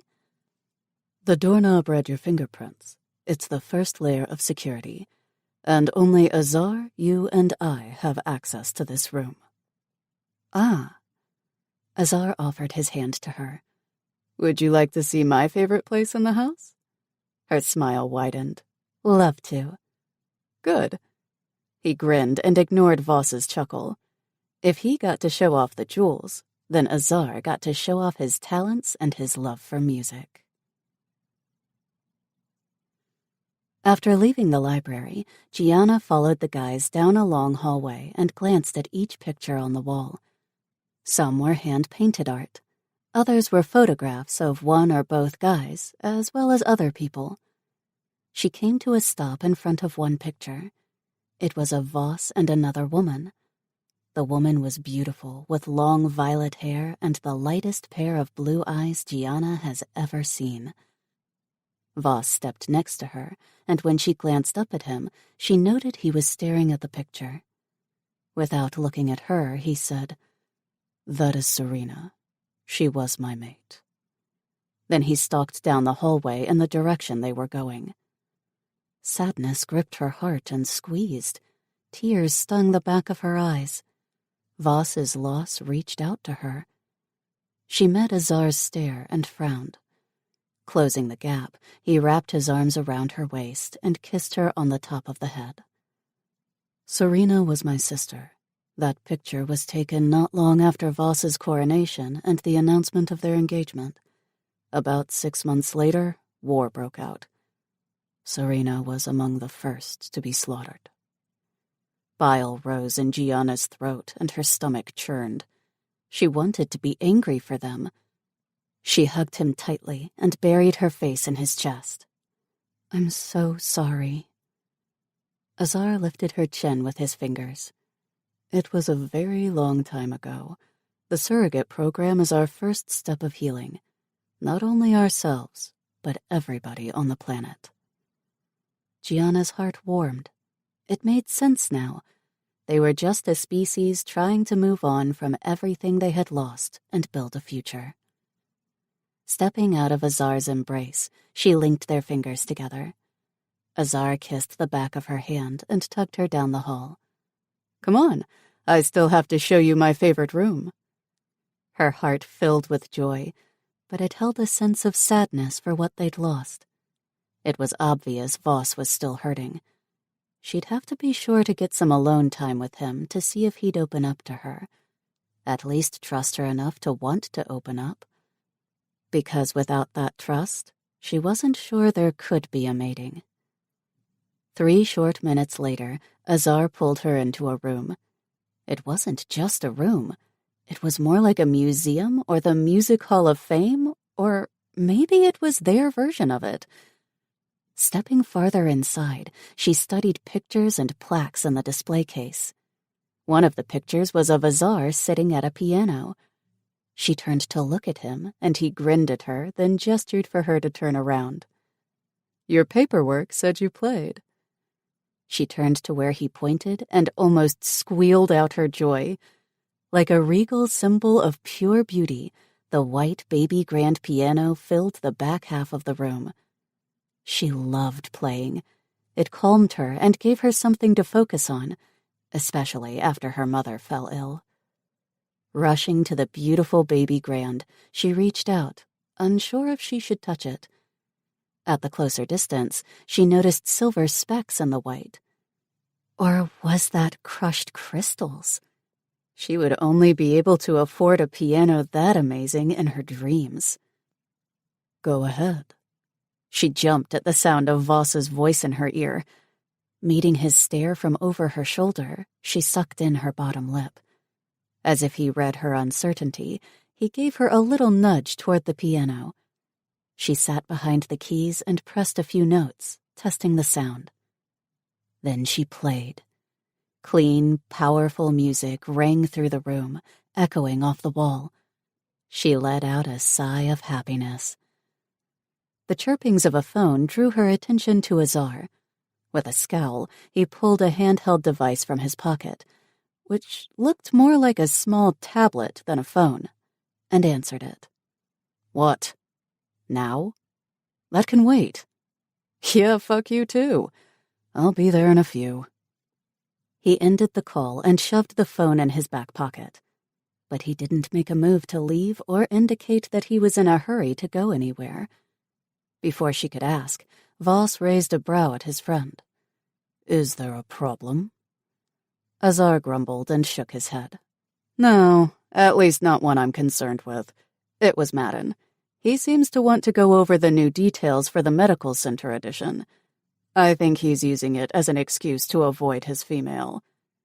Voss laughed. "That sounds like my brother. Go ahead." The guys stared at each other in silence for a few moments. Gianna wondered if they were having a telepathic conversation, which would be rude of them. She glared for a minute until Voss turned back to her, the corners of his lips twitching as if he was fighting back a smile. "Do y'all have telepathy?" It came out snarkier than she intended, but she couldn't take it back. The words were already said. Besides, she wanted them to know she didn't appreciate them talking to each other in front of her when she couldn't hear what they were saying. A thought entered her mind just then. Could they hear her thoughts? "We can mind link with each other, but it is not telepathy. We share a brotherly bond, one we formed when we were very young. That bond is why we were able to share you without breaking our friendship." He held out his elbow, and when she wrapped her hand around it, he said, "Let's make lunch and have a picnic in the gardens." Her concern and annoyance about their mind-linking rudeness faded. That sounds lovely. Chapter 8. The gardens were breathtaking. Flowers all around Gianna burst with color on either side of the stoned path, weaving through the maze-like gardens. Even the leaves on the trees were beautiful shades of purple, orange, blue, and yellow. "This is amazing." A brilliant smile lifted Voss's lips, and for the first time since she arrived, it reached his eyes. "Thank you. My mother planted everything in here. His tone told Gianna that the garden was his favorite place on the property. There are now 3 places you need to look if you can't find me. He laughed and led her down the wide walking path that weaved through the flowering foliage. I'm guessing the 3rd would be the music room? Yep. She bounced up beside him. Her heart and her soul felt so light. It was the guy's fault. Is it odd that I feel so comfortable with you two in less than 24 hours? He stopped when they reached an open circular courtyard with benches placed along the edge. The middle was the greenest grass she'd ever seen. You must be sensing the mating urge. I suspect it will become stronger over time. It's different from mating to mating. Voss spread out a blanket, then gestured for her to sit. When she sat beside him and reached to help him empty the basket with their lunch in it, he shooed her hands away. A giggle escaped her. Just want to help. Let me pamper you. Okay. She watched his profile, a strong jawline with high cheekbones behind smooth porcelain skin. His silver hair was pulled back in a leather tie. When he lifted his gaze to her, she averted hers. Sorry, I wasn't staring. He bumped into her with his shoulder. Yes, you were. Her cheeks heated. Okay, maybe. A chuckle rumbled from him, warming her. Handing her a sandwich and a cup of soup, he said, I hope you like it. I don't cook much. We have a staff for the house, but I sent most of them on a much-needed vacation for a few days so that you could adjust. Azar told me, how big of a staff when everyone is there? She took a bite of the sandwich and sighed. A small kitchen and cleaning staff. They will not be in your way when they return. He bit into his sandwich and fell silent. The few that are working now will go on vacation when the others return. She wondered if he was always quiet. Normally, she'd love the peacefulness. Then again, she lived alone and only talked to people via webcam when she was working. Studying Voss's profile, she drank in the masculine beauty of him. He held a power within him she picked up on at the spaceport when they first met. You are staring again. Her cheeks heated, and she tore her gaze from him to focus on their paradise surrounding. Sorry. He poked her in the side, which made her jump. No, you're not. Does it make you uncomfortable? The thought didn't occur to her until that moment. She wasn't trying to be rude. He was attractive and different from, well, humans. Because he wasn't human. She was being stupid. A tap on her hand brought her attention back to him, and she stared into the field of 1 billion stars. He leaned in and kissed her nose. It doesn't make me uncomfortable. I was teasing you. All the tension left her body. Everything is new. He pulled back and pointed at her lunch. Eat. A jolt of hot desire shot through her at the one-word command. Who knew she liked to be bossed around by sexy shifter aliens? As she took another bite of her sandwich, he asked, Besides music and reading, what else do you like to do? I like nature and cooking. Suddenly, Voss stilled. The muscle in his temple flexed, and his irises went completely silver. Fear gripped her chest as she picked up on a new energy brushing her awareness. But somehow it was familiar. Odd. Voss let out a growl as he stood and faced the flowering bushes to their left.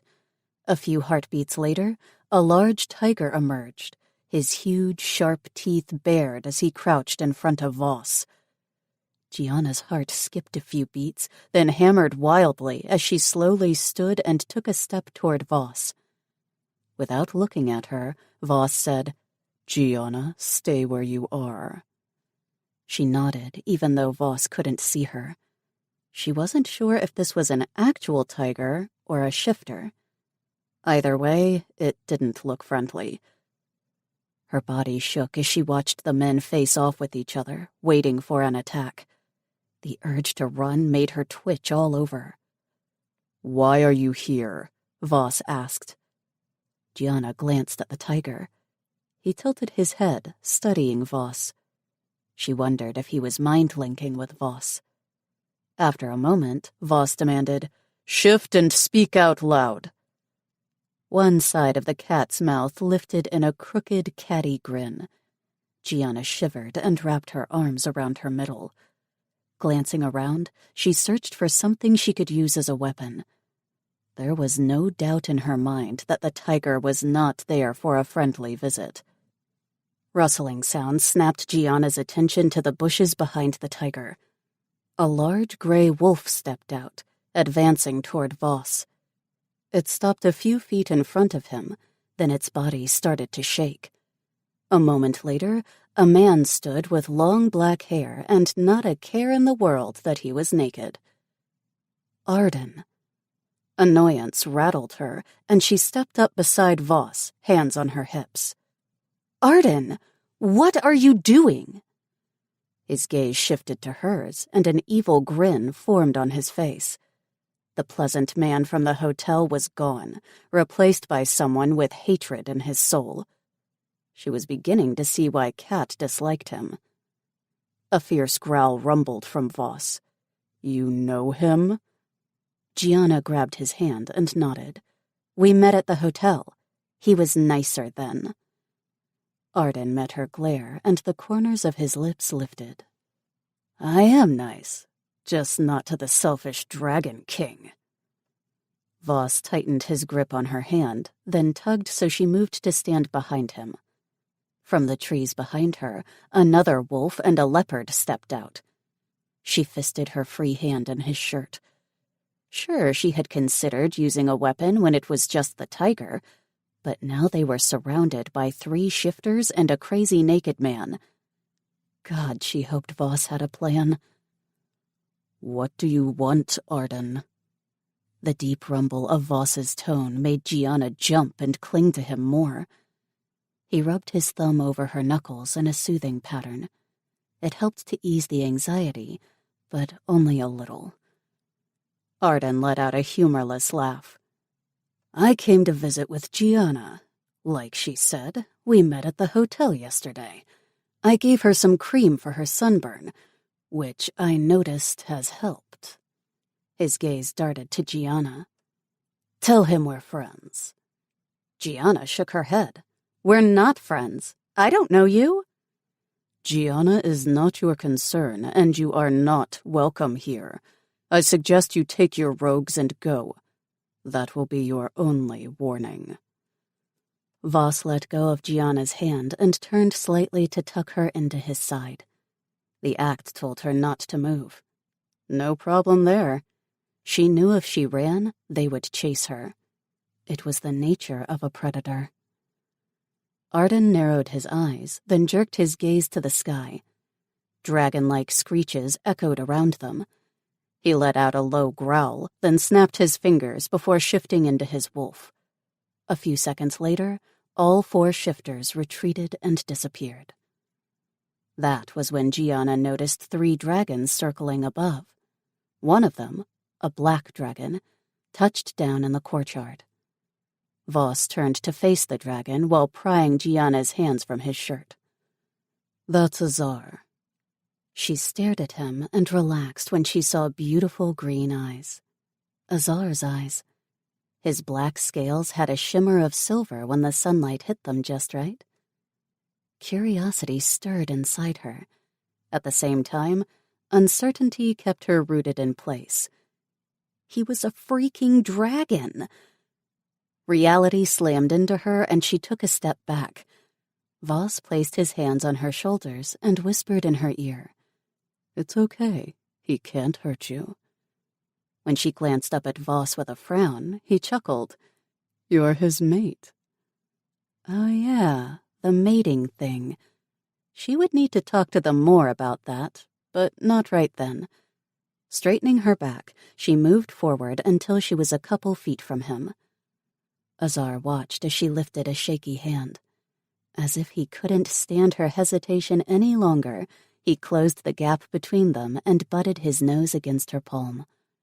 His scaly skin was cool but soft. When he released a sigh, puffs of smoke rolled from his nostrils. Giddiness filled her. She was touching a real dragon. And he was one of her 2 mates.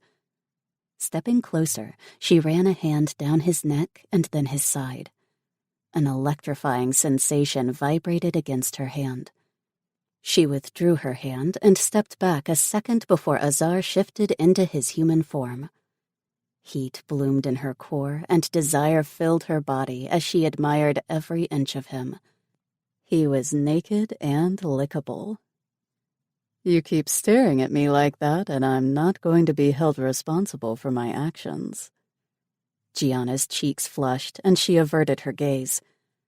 Azar stepped closer, lifted her chin with his hand, and he pressed his lips to hers in a quick, sensual kiss. Tingles of pleasure raced through her. When Azar broke the kiss, she almost pouted. However, his next words sent a cold shiver down her spine. "Looks like Arden has formed a pack of rogues. Do you think he's building an army to start another war?" Gianna stared wide-eyed at Voss in anticipation of his answer. He glanced at her and skimmed his knuckles down her cheek. "I'm not sure. Let's go back to the house and I'll call a meeting for this evening." Each of the guys offered her an elbow, and with a soft laugh, she looped her arm with theirs. On the way back to the house, she asked, "Could I invite Vanessa and the others over while you are in a meeting?" Voss nodded once, then offered her his essential smile. "Of course, but I'm afraid this may involve all of you as well, so you and the other females will be sitting in on the meeting." Chapter 9. Voss went straight to his office when they entered the house. He expected Gianna to follow.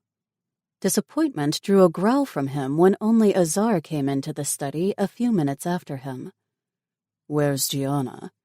"She said she was going to lie down." Azar hovered by the door. His hands were fists at his side. "She's pretty shaky, but doesn't want to admit it.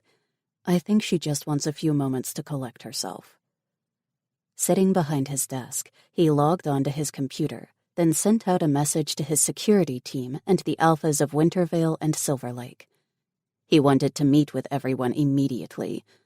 However, his current mood wouldn't get him anywhere with the 2 alphas. Voss needed to calm down and collect his thoughts before talking with Jericho and Micah. So he set the meeting for that evening, about an hour before dinner. After the message was sent, he leaned back in his high-back leather chair and studied Azar. "What are you planning?"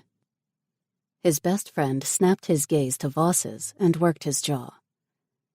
"Keon, Davin, and I are going to do a little Q&A with some wolves about Arden. Find out what the bastard is up to. You've got about 3 hours." Azar gave a short nod and left. Voss exited his study shortly after and stopped at the foot of the stairs. He listened, but all was quiet upstairs. Taking 2 steps at a time, he climbed his way to the 2nd level of the mansion. Within moments, he was standing outside Gianna's bedroom door. He could hear her moving about inside. Her scent didn't indicate she was afraid. He knocked lightly. The sound of something hitting the floor made him tense. He was about to barge in when the door swung open. "Hi." A lazy smile tugged at one corner of her lips. "Hi." "I came to see if you are okay." She opened the door wider and walked to her bed, picking up the book from the floor. That must have been what he heard. Relief floored his system. He really needed to get over his paranoia. Gianna wasn't fragile. He'd seen her stand up to Jericho that morning. "Are you coming in?" He met her stare and realized he was still standing in the doorway. "If Azar or I crowd you, let us know." She picked up a pillow and held it to her while folding her legs in front of her. I wasn't prepared for the drama over us being here. I guess the Earth officials either didn't know or didn't care to warn us." Voss closed the door and crossed the room to sit at the foot of the bed so he faced her. "They don't know.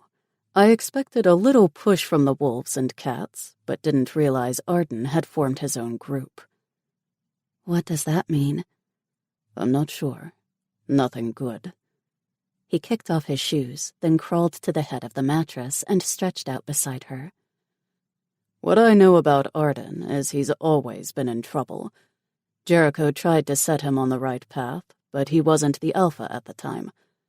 Then the war broke out. The houses divided further than they already were. Jericho did say that Arden wasn't welcome into Wintervale because Jericho saw too much of the previous alpha's influence in him. I think there was more to it." She fell silent, and he looked up at her. "Are you sure you're okay? Azar said you needed a minute. If you want me to leave, just say the word." "No." Releasing a sigh, she lay beside him so they were nose to nose. "It's been an exciting day." He kissed her nose, then swept the strands of hairs from her forehead. He let his fingers linger on her cheek. She was beautiful and strong. Most people would have broken down after the last couple of days, not to mention the trip from Earth to Daria. Not Gianna. "You keep surprising me." She bunched her brows, scrunched her nose up, and gave him a crooked frown. "How so?" "This morning I found you holding your own with an alpha wolf, who was in the wrong. And after the incident in the gardens, you called today exciting. Not to mention you are in a new world different from your own. You're the strongest person I know." Her cheeks tinted pink, making her look more adorable. Before she could reply to his compliment, he moved his hand to the back of her neck, pulling her closer. Dipping his head, he claimed her lips. He kissed her soft at first, then he deepened it, thrusting his tongue into her mouth. The need to possess every inch of her, inside and out, was too strong. She let out a soft groan and wrapped her arms around his neck, fisting his hair. Hot need ignited into a wildfire already brewing inside him. He ran his hand down her side to cup her ass. Instantly, she wound her legs around his waist, hooking her ankles behind him and drawing him closer. His cock swelled, pressing painfully behind the zipper of his jeans. Pleasure built as their tongues danced and twined around one another in an erotic dance. She rolled her hips, grinding against him, and he almost came. "I need to be inside you." "Yes." She tugged at the bottom of his shirt. He broke the kiss and yanked the shirt off, then lifted her to a sitting position to remove hers. She reached for the button of his jeans while he removed her bra. Before she touched his cock, he pushed her back. A laugh burst through her as she bounced on the mattress. Her laugh was his new favorite sound, next to her throaty moans when he pleasured her. After removing her pants and panties, he pressed a kiss to one breast, then kissed his way down her body, nipping at her soft, silky skin along the way. The urge to mark her made his dragon pace and growl in his head. He could wait a little longer, like when he was buried inside her. When he reached her pussy, he licked and sucked, savoring the sweet essence of her. Her breathing hitched as she sucked in a breath. Then she exhaled, releasing a half sigh, half groan. Slipping 2 fingers inside her, he pumped while he teased her clit with his tongue. She rolled her hips to the rhythm of his hand. He slipped a 3rd finger inside, stretching her, and finger-fucked her. Her breathing turned into pants when he increased his rhythm and bit gently on her clit. She cried out in pleasure as her orgasm washed over her. Her body jerked with each wave of her release. After a final lick from entrance to clit, he stood and removed his pants. Climbing onto the bed, He settled between her thighs, and he gripped his cock in his hand. With slow motions, he rubbed the head of his dick between her folds, teasing her once more. The teasing was driving him insane as much as it was her. Unable to wait any longer, he pushed inside her hot pussy, slow at first, then thrust forward. She cried out and gripped his forearms, her nails biting into his skin. The feel of her milking him as he pulled out and thrust back in again almost pushed him over the edge. When she wrapped her legs around him, causing him to go deeper, he knew he wouldn't last much longer. "Come for me again. I want to watch you come undone." "Yes." He cupped one breast, pinching her nipple between two fingers, picked up the pace, pounding into her. Pleasure built deep inside him, consuming him. When she screamed out in another release, every one of his muscles tensed. He thrust forward and bit her on the curve of her throat where it met her shoulder. He heard a soft curse from her before she convulsed with another orgasm. His balls tightened and every muscle in his body tensed as he reached his own climax. Voss pulled out and lay beside Gianna, drawing her to him. He breathed in her floral scent mixed with his own. His heart hammered and his body hummed with bliss. She released a sigh and snuggled into him further. He couldn't believe he'd been blessed with the second mate in a lifetime. And she was his. There was no doubt about that. He rose onto an elbow and peered down. His gaze fell on the mark on her neck. He hadn't meant to bite her, but it felt too right. As if noticing where his attention was, she touched the mark with her fingertips. Her eyebrows bunched before a slow, sensual smile lifted her lips. "What does this mean?" A shot of panic squeezed his heart. He should have waited. He should have asked her first, at least explained it to her. "I'm sorry. It just happened. I didn't mean—" She pressed a finger to his lips, silencing him. "What does it mean?" she repeated. Stubborn and fearless, he wouldn't ask for anything more in a mate. "It means I have claimed you as my mate. It's not a bond and doesn't tie you to me." He went to sit up, but she stopped him by grabbing his arm. When he glanced at her, she had her brows raised, waiting for him to explain more. Or maybe she was telling him he wasn't going to run from it. His chest tightened again, but it wasn't out of anxiety or worry. No, something much deeper that only this female could make him feel. Love. He was falling fast for her. "For our kind, it's a symbol, to let other males know that I have claimed you. It's like the first step of mating, but it's always the female who chooses. When you are ready, you will open your heart and complete the bond." She cupped his cheek. After a few moments, she slid her hand to the back of the neck and tugged him down to press a soft kiss on his lips. "What about Azar? How does he fit into the mating?" Voss settled down beside her again. He picked up a strand of her hair and twisted it around his fingers. "He'll mark you as I have. He'll probably want to do it as soon as he sees it." Voss laughed before he continued. "He might be annoyed that I didn't talk to him about it first, but he'll get over it." Gianna smiled. "I don't want you two fighting over me." Voss nipped at her nose. "We are males and possess feral animal instincts. Even though we are as close as brothers, we argue like them too." A mixture of emotions lit up her eyes and her face. There were too many for him to decipher what she was feeling at that moment.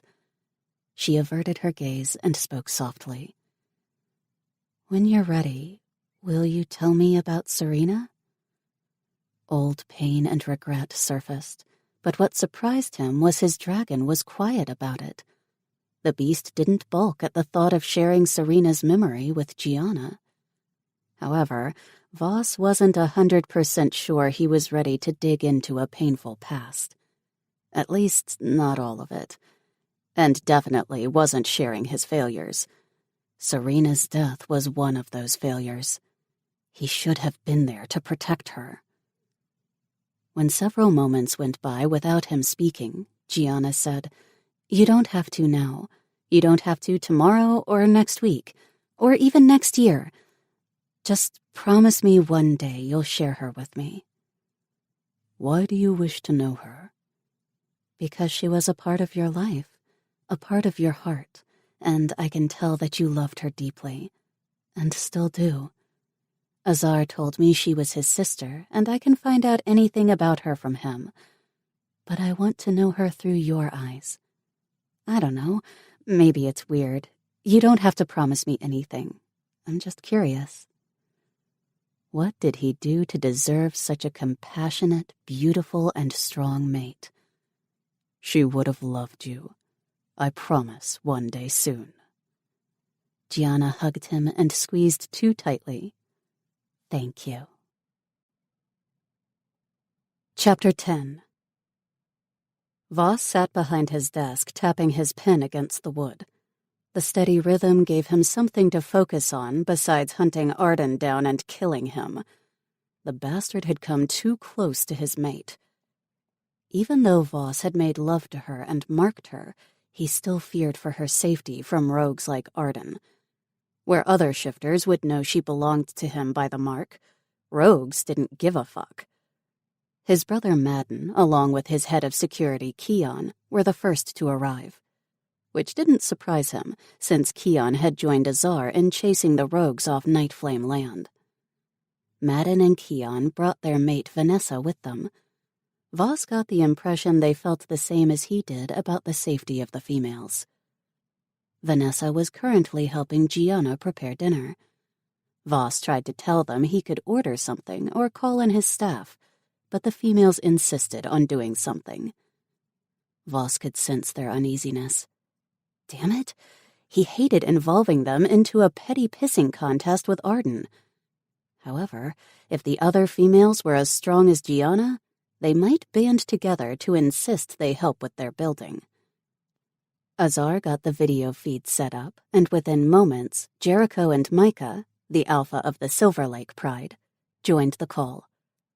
Micah was the first to start in. Voss was in no mood for the leopard's attitude. However, he let him get whatever it was out of his system. "Heard you stole the first group of females." Voss noted the smirk form on the leopard's face. Azar apparently didn't, because he growled before replying. "You would too if you discovered they were your mates." Micah lifted both brows. "No shit." He laughed, then added, "That's great. I mean, for y'all. It also gives us hope that the rest of us can find true mates." Voss put the pen down on his desk. "It is good news, and I have decided there will be changes in the program going forward. I'll go over that in the council meeting tomorrow. Right now, we have an issue with Arden." Voss gave Jericho a pointed glare. After all, Arden was part of his pack. "Have you heard from him lately?" Jericho shook his head and scowled. "The chicken shit asshat has cut off all communication and ties to the pack. He won't answer my calls, so in my book, he's officially gone rogue." That was all Voss needed to hear from the Wolf Alpha. "He showed up today with 3 other rogues. One was a tiger, one a leopard, and the other was a wolf. It wasn't clear what he actually wanted besides to taunt me and my mate. Also, by the way, he got friendly with the females at the hotel the day before." Even though Arden didn't verbally threaten her, he unnerved her. That was a threat in Voss's opinion. Azar crossed his arms and added, "Keon, Madden, and I scared the fuckers off, but I'm sure they'll be back. They're up to something." Micah cursed softly. "No telling. Last thing we need is another war. A group of low-life rogues stirring trouble will lead to one. What do you propose we do?" Voss studied the 2 alphas. The 3 races signed a treaty 3 years ago. there was still some resistance. Jericho and Micah worked with Voss on establishing new laws and updating the old ones. The three of them, along with 3 males chosen by the people to represent them, made up the council. However, they still hadn't built up the trust in their people like they hoped. "We need to discover who amongst our houses are 100% behind us and who would be likely to betray us. I do feel it'll be difficult and something that we will need to proceed with delicately." Voss glanced to his closed office door a moment before it opened. Rise stuck his head in, then entered. "Council business?" Voss shook his head. "Not official. Rogue issue. I followed Arden and his group of fucktards. I'll give the address to Shade to do a little spying later tonight." Rise turned to leave, but Voss stopped him for a brief moment. "Thanks." Then to the wolf and leopard alphas, Voss said, "Come up with some options on Arden to discuss tomorrow." "Roger that," Micah said, then signed off. Jericho hesitated, and Voss got the sense that he was still pissed about the females. When Voss raised a brow, Jericho spoke. "May's heard a rumor that Arden had acquired the assistance of a chemist. I'd like to send in a spy of my own to gather more information. I'll share what I learn with the council, of course. And I know Shade is very good at being unseen, but I think someone on the inside would help." Voss leaned back in his chair and crossed his arms. "You could have said that in front of Micah." Jericho released a sigh that sounded more like a growl. "It is also rumored the chemist is my brother who supposedly died in the war." Without hesitation, Voss said, "Do what you feel is necessary to find out the truth, as long as it doesn't threaten the peace treaty. We need our people to trust the new government more now than ever." Jericho nodded, then logged off. Voss met Azar's stare, but neither of them commented. If Jericho's brother was indeed still alive, the wolf would have his hands full for a while. Rise stuck his head back into the office. He had an amused look on his face. "The females have found your kava cellar." Voss laughed, making the other males look at him questioningly. He shook his head as he stood and walked out of the office. He couldn't remember the last time he laughed out loud, or when the last time he felt joy. He had his mate to thank for that. Gianna took a sip of her wine, or kava as it's known as on Daria, and thought about Arden. When she met him at the hotel, he seemed normal, nice. In the gardens earlier, he was different, darker. "What's going through that mind of yours?" Reagan sat next to her. Glancing at her friend, Gianna told her about Arden and the other shifters that showed up unannounced. "That's what this meeting is for. Voss said he'd involve us as well. I think it's so we know what's going on. Probably to warn us to be careful." "Outlaws." Reagan took a drink of her kava. "All societies have them. With them coming out of a war and rebuilding, it makes sense there would be resistance. Like a group trying to overthrow the government." Gianna nodded. She was thinking the same thing. "I wish there was something we could do to help." "Maybe there is," Vanessa said as she came into the living room. When Gianna and Reagan glanced up, Vanessa continued. "We could be the research end or help with strategizing and collecting data. Reagan is good with computers. Kat was FBI on Earth and could help with law enforcement or something. I was a doctor." Vanessa's features darkened when she said her last statement. Sadness rolled from her, and Gianna wanted to hug her. Tell her they all have new lives here. A clean slate, and their pasts were left on Earth. Vanessa was right about each of them being able to help. Before she was a cyber cutie, Gianna worked as a business consultant. Most of her projects dealt with corporate mergers and takeovers. She'd worked with several alpha-type men who bullied their way up the business ladders. They weren't much different than some criminals. Reagan was into computers. a.k.a. hacker. Gianna guessed she broke into firewalls and whatever else she did illegally. Vanessa was a doctor when she was blamed for a patient's death. That was all Gianna knew about her. Vanessa was more reserved than the rest of them. She didn't share personal information. Gianna could respect that and hoped one day the other woman would open up and they'd become close friends. We can do that. Gianna took another sip of her wine. Ideas churned in her mind of the ways they could help. First, she'd have to research the planet's history and find out from Voss and Azar about how they currently keep the people updated on current events. Oh! Reagan sat up straight and smiled.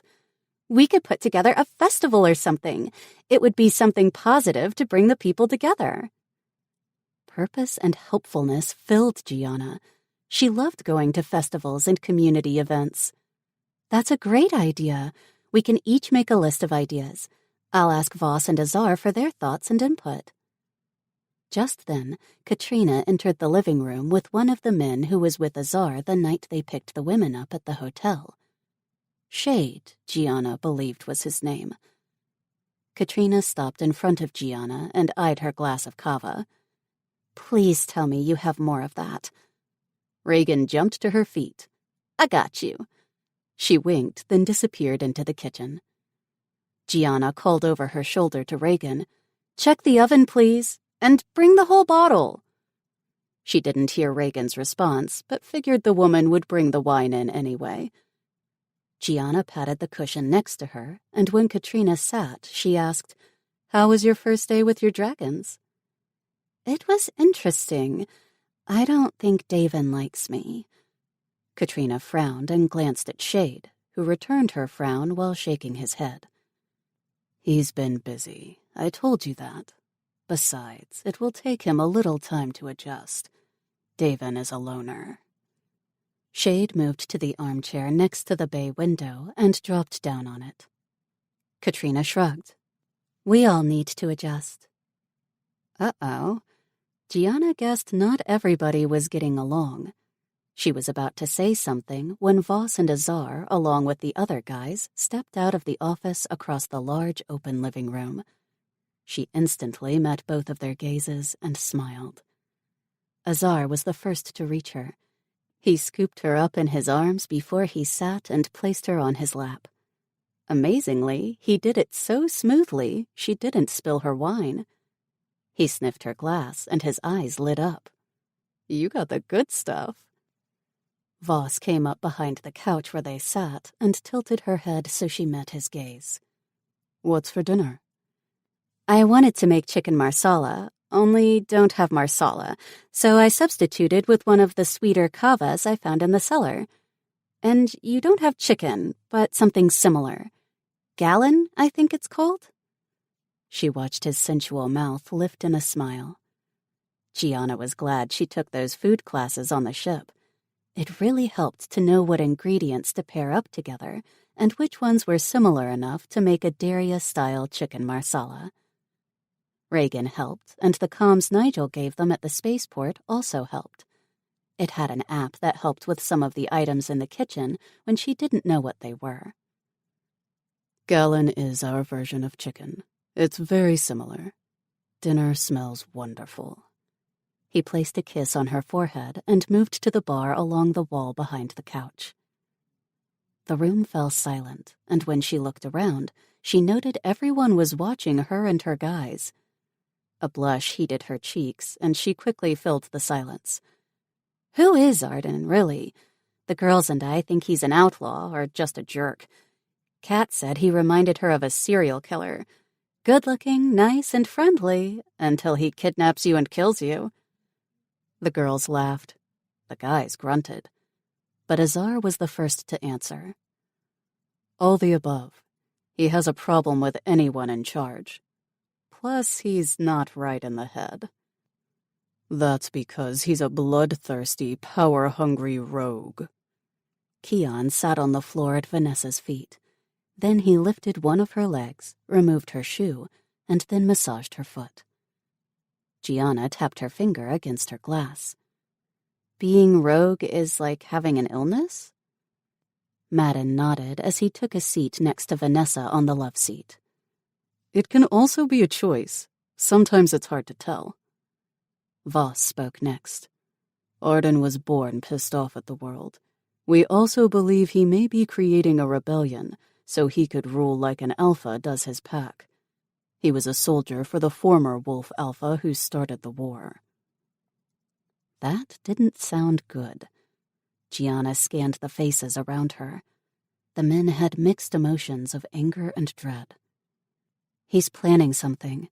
I got the sensation while in the gardens that he wants to destroy the peace you are working to establish. Azar nodded, but Voss said, "He's crazy." Reagan laughed. I'm experienced with dealing with crazy. But on a serious note, how much support do you get from the other races? Have there been efforts to bring them together? The guys glanced at one another, and Gianna took that opportunity to add to Reagan's questions. How much trust do you have from the other houses? Voss held up his hand. Slow down. He chuckled. We are transitioning into a new government, one that gives the people more voting power. So far, everyone seems to be leery. It's like they don't trust that the war is over. Azar kissed her temple and pulled her close. What are you females plotting? Gianna smiled. Could we put together a festival where all the races and houses are invited? I understand that security would be needed. That's where you guys come in. You can work with the wolves and the cats to offer guards to keep the rogues in their place. Speaking of rogues, Katrina broke her silence. What are you doing to police them? Keon answered her question. At the moment, the houses police their own territories and their own people. Katrina sipped her wine. Is there an enforcement body that can cross the different territories? Like if a rogue commits a crime on our land, then goes into wolf territory, how is that handled? There is a council set up, Voss replied. But they are more like judges. I'll have Davin work with you on getting something set up if you like. Katrina gave a short nod. Gianna noticed how her eyes lit up with excitement at her new task. She'd have to thank Voss later for not telling any of the women to stay out of it. A festival? Gianna glanced over to Voss. I think that would be fun. It will give the people something to focus on instead of fear. Something positive. It could work, Keon added. One by one, each of the guys agreed. Gianna couldn't wait to start researching the history of the planet and their people so she and the other women could plan the perfect event. The buzzer to the oven went off, and she hopped up. Dinner is done. Chapter 11. Gianna sat at the breakfast nook with a cup of coffee and stared out the window, watching the sun rise over the horizon. Usually she slept until about mid-morning. However, her mind wouldn't stop churning over the ideas for the festival she and the other women were organizing. You're up early. Azar kissed her forehead, then drifted to the coffee maker. Morning. I couldn't sleep anymore. She admired his bare back and how his shorts rested on his hips. He was so sexy in the morning. Well, any time of day. You should have woken me. He waggled his brows as he poured his coffee. She hid her smile behind her coffee cup. I thought about it. Then you looked so peaceful, I figured I'd let you sleep. He sipped his coffee and studied her. I'm not sure if that is nice or cruel of you. She laughed. I don't have a cruel bone in my body. He raised a brow as if challenging her. Or maybe he didn't believe her. That may be true, but I have a feeling that you can protect yourself if you need to. I can. I've taken self-defense classes as well as other martial art training.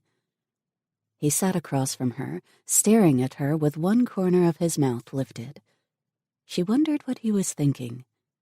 Then his expression turned serious.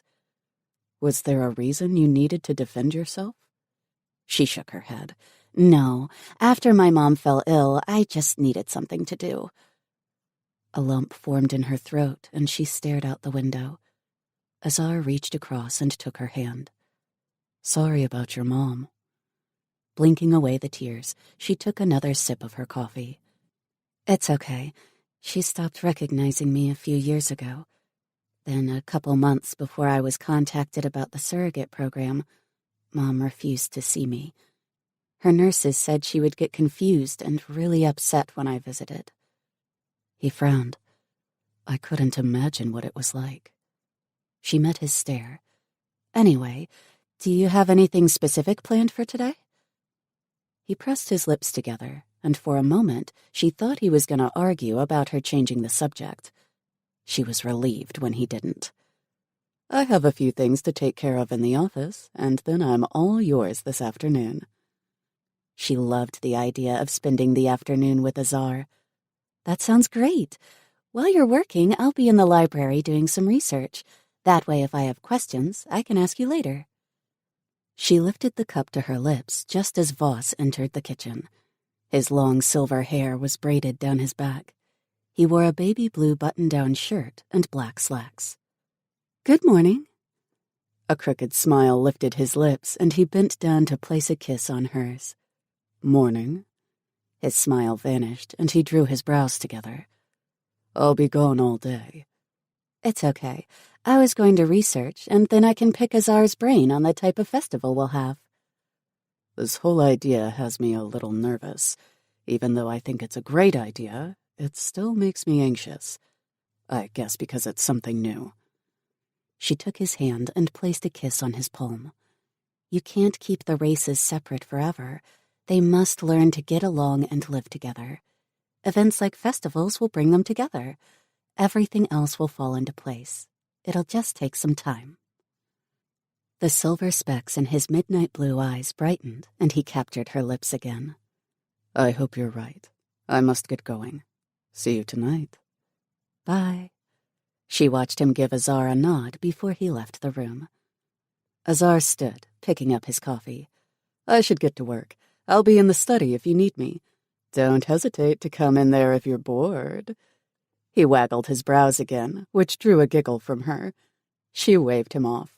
"Go before neither of us gets anything done today." She heard him chuckle as he made his way to the living room, then to the study. With a sigh, she collected her cup and made her way to the library. As she passed the study, she paused and touched the bite Voss gave her the day before. She wondered if Azar knew it was there. If he did, he didn't comment. However, his teasing in the kitchen had her thinking about the things they could be doing. She wanted him. She knocked on the door, then opened it slowly. Azar sat behind the large, dark-colored wood desk and lifted his gaze to hers. His brows bunched. "What is it?" After moving inside the study, she closed the door and pressed her back against it. Her heart hammered, and she thought the thing would leap out of her chest. A knowing gleam sparked in his gaze. Slowly he stood and walked around the desk. Anticipation fluttered in her belly while her core vibrated with desire. He stopped inches from her and didn't touch her. "Can I help you with something?" "I don't know." She traced a finger down his shirt until she reached the bottom. Then she slid her hand underneath to run her hand up his chest. A rumble shuddered from him. He ripped his shirt off and tossed it to the ground. His mouth was on hers in moments, and he pressed her to the door. Her panties dampened and her pussy pulsed with need. Reaching down, she cupped him through his pants. He groaned and pushed his hips into her hand. He bit down on her lower lip, sending a wave of pleasure through her. She wrapped her legs around his waist and ground against him. He cupped her ass and squeezed. "You are not good for my control." "Who says you have to be in control all the time?" she teased and tightened her legs around him. A growl rumbled from him. "I'm trying to give you time to adjust." He touched the bite Voss gave her the day before. "I see you also tempt Voss as well." She licked at the tip of his nose. I think it's you two who did something to my libido." Flashes of silver sparked in his green eyes. "It's the mating pull, the overwhelming need to be inside you all the time." She laughed and framed his face. It was definitely overwhelming and raw. "I like it. I love the way you and Voss make me feel." Claiming his lips, she wrapped her arms around his neck and threaded her fingers through his hair. Azar deepened the kiss while hooking his fingers in the waistband of her panties. With a quick jerk, he ripped them off her. The slide of a zipper was the next sound before he teased her clit with the head of his cock. Tingles of pleasure scattered over her skin and raced in her veins. He pushed inside her, thrusting forward and burying himself to the hilt. A small moan escaped her as he began a slow tempo. Desire built in her core and threatened to explode at any moment. "You want me to mark you?" Without hesitation, she said, "Yes." When Voss bit her, the mixture of pain and pleasure sent a shockwave of sensations through her whole body. Azar struck, biting the opposite shoulder Voss marked. She knew what to expect this time and welcomed the sharp pain that quickly dissolved into bliss that ignited the fire in her soul. He pumped his hips faster with each thrust. She scored her nails into his back, then screamed as the orgasm crashed over her. His body jerked and his muscles tensed as his climax pushed him over the edge to join her in the blissfulness. Chapter 12. Gianna stretched, then yawned, while leaning back in the chair she spent the last few hours in, searching through the library's reference books and archives. Even though she took classes and read about the planet during her travel, there was so much more rich history to learn. There were so many fascinating things about the planet and the people. Voss had mentioned their planet wasn't much different from Earth, so she shouldn't have been surprised by her findings. Well, she was more intrigued by how much more advanced Daria was compared to Earth. The shifters use a mixture of the elements and magic in their technology. In doing so, there was no pollution, which she noticed while in the gardens with Voss the day before. There was so much history and facts. It was going to take a long time to go through a fraction of it. She needed to ask the guys what she needed to know to get the festival planned. She lifted her gaze to the clock on the wall and sighed. It was a little past noon. Her stomach rumbled as if realizing the time as well. Wow, she almost worked through lunch. Closing the book she was reading, she stood and gathered her notebook, then descended the stairs. When she reached the first floor of the library, she noticed the door to the royal hoard, aka jewel room, was cracked open. It wasn't like that when she came into the library. She was sure of it. Frowning, she crossed the room and tapped on the door. "Azar?" When no one answered, she opened it and went inside. The lights didn't turn on automatically like they did when the guys showed her the room. Odd. However, there was enough light spilling in from the library that she could see enough to reach the antique jeweled lamp on the table to her right. The room filled with soft white light. That was when she noticed a crown was gone. Voss's mother's crown. Gianna's heart hammered and her blood chilled in her veins. Anger soon bloomed in her soul. Who would steal from her guys? Moving closer to the black velvet pillow the crown once sat on, she noted a folded piece of paper in its place. Dread settled in her stomach like a rock. She opened the note, and a weird puff of smoke burst from the paper. She coughed and waved her hand to clear the air to study the note, but couldn't read the writing. It wasn't in English. Dizziness swam in her mind, and she gripped the table to steady herself. A sudden wave of fear stole her ability to breathe for several beats. Then her breaths came in short gasps, like she was having an asthma attack. No, a panic attack. She worried what was in the smoke. Was it poison? She was going to die. Anxiety swirled inside her, making it harder to breathe. Azar and Voss said no one had access to the room except for them and her. But intuition told her the guys weren't in there. She'd known if they were while she was in the library. Wouldn't she? Someone had been in the house. They stole the crown and poisoned her. She stumbled out the room and went straight to the study. Opening the door, she leaned against it, still not able to catch her breath. Azar was on the phone, but he noticed her as if he sensed her presence. His forehead creased as he met her stare. Then his eyes flashed silver, his dragon looking out at her from within. "I'll call you back. Something's come up." When he hung up the phone, he rushed around the desk quicker than her eyes could track. Then again, her vision blurred in and out. He framed her face, forcing her to focus on him. "What's wrong?" She tried to catch her breath, but couldn't. "Crown, poison, I'm dying." Azar inhaled as if scenting the air, then cursed. "You're not dying." He rested his forehead to hers while rubbing his thumbs along her cheeks in soothing strokes. "Slow down. You're safe. You haven't been poisoned." He repeated the words, his voice barely a whisper as he drew her into his body. Her head rested on his chest, and she listened to the steady beat of his heart. He continued to speak to her, calming her. "Breathe with me. In, 1, 2. Out, 3, 4. Finally, she fell into a rhythm. The earlier panic drained away. She held up the note, and her voice trembled as she spoke.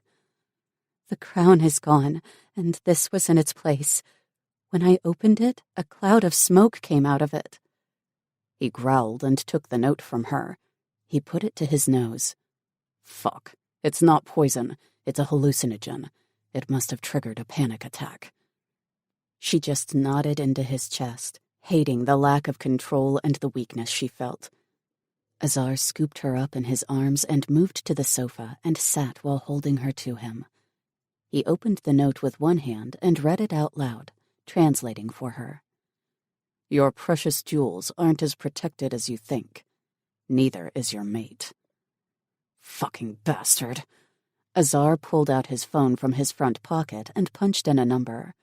After a moment, he said, "We have a problem, and it smells like a rogue." Voss's dragon was so close to the surface he could barely keep the beast contained. Someone was in his house. In daylight, and while his mate was there. Fury boiled in his veins. He wasn't sure if he was more pissed the bastard stole from him, or that whoever it was threatened his mate's life. Even though the powder was a hallucinogen, it sent Gianna into a panic attack. She could have gone insane, or worse, had a heart attack. The whole thing had Arden written all over it. The rogue was going to die. A growl rumbled from him, drawing the attention of Davin, Kian, and Azar on the other side of the bar from him.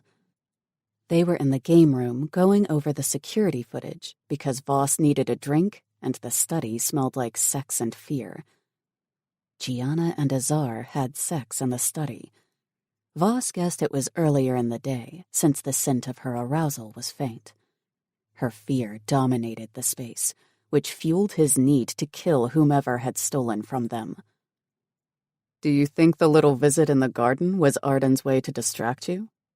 Azar stared at him. His green depths darkened while his dragon looked out, watching. "That's my thought. I don't understand how they got in." Voss poured a glass of wine and focused on Kian. His head of security glanced up from the computer after clicking a few more keys. "Got it. Brazen is faster at working the feeds." Brazen was the computer genius in their circle of friends. He was currently on a date with his mate. Kian pressed a button on the remote to turn on the flat screen. Images of the library filled the view. "So I backed it up to 10 minutes before Arden showed." Voss focused on the screen. Everything looked normal, quiet. Keon fast-forwarded the video. Voss watched the time clock in the bottom left-hand corner as the video rolled through to that morning. Then he saw movement. Stop. There. Keon stopped the video and pushed play. Gianna entered the room and went straight to the spiral staircase in the corner. Keon fast-forwarded a little bit slower. He must have seen something because he stopped, then rewound the video before hitting play again. A ghostly outline of the person, at least Voss thought it was a person, drifted into the library and stopped in the middle of the room. He couldn't tell what he was doing, and after a few moments, the ghost went straight to the jewel room. And the fucker walked right through the door. What the hell? Azar said before Voss could. Davin leaned closer to the screen. That's not shade, is it? Voss shook his head, understanding how Davin would think it was shade. No, shade's power allows him to blend in with the shadows, making him appear to be invisible. He doesn't actually go invisible. Not like a ghost who can walk through doors or walls. So we're looking for someone with the power of invisibility? I thought those types of powers were a myth. Keon glanced up at him. My mother always said there is some truth in legends and myths. Voss continued to watch the screen. I'll have Gianna do some research on the myths of our people. 5 minutes later, the door to the jewel room opened. The man in a hooded cloak came out, holding the crown. He paused and looked up to the second floor. Voss's heart skipped a beat, and he held his breath while clenching his teeth. Gianna was up there at that time. So help him if that bastard hurt her in any way. To his relief, the man turned invisible again and left. Azar jumped up and pointed at the screen. That isn't just invisibility. He ghosted out and walked through the freaking door. Who does that? Keon turned off the screen, then his computer. There's only one creature I can recall who can do that. A wraith is an evil spirit who can take human form at will. Davin shook his head. Those monsters have secluded themselves in the wastelands. They don't even acknowledge the outside world. Voss frowned. Maybe. They are subject to rogues as much as we are. We all need to ask around, dig up more information on them and what they have been up to recently. Gianna's been searching through the archives, so I'll ask her if she remembers reading anything about wraiths. The males all nodded. Davin and Keon collected their things and left the room. Voss stared at Azar, and after a moment, Azar said, What? I'm okay with sharing. Hell, it was my idea when we came up with the surrogate program. I'm okay with the display of affection in front of each other. However, the rooms that you and I share to work in are off limits to sexual activity unless it is the three of us. Azar opened his mouth, then closed it. He pressed his lips together. There was laughter in Azar's eyes, which made Voss want to laugh. He couldn't be serious around his best friend. Azar always had a way of making him laugh, even when he was stressed. I figured it was a little payback from marking her and not talking about it first.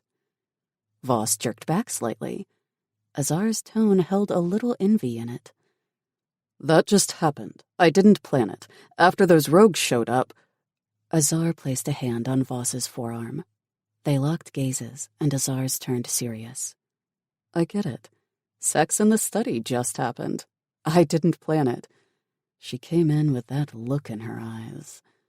Fighting off a groan, Voss nodded. I know what look you are referring to. Fuck, just the smell of her makes me want her. Yep. Let's find our mate. Azar rushed out of the game room. Voss shook his head, his earlier lethal mood tamed. A little. Chapter 13. Gianna tapped randomly at the piano keys. She didn't understand why she had a panic attack. Sure, she had mild anxiety, but she'd never had a full-on panic attack before.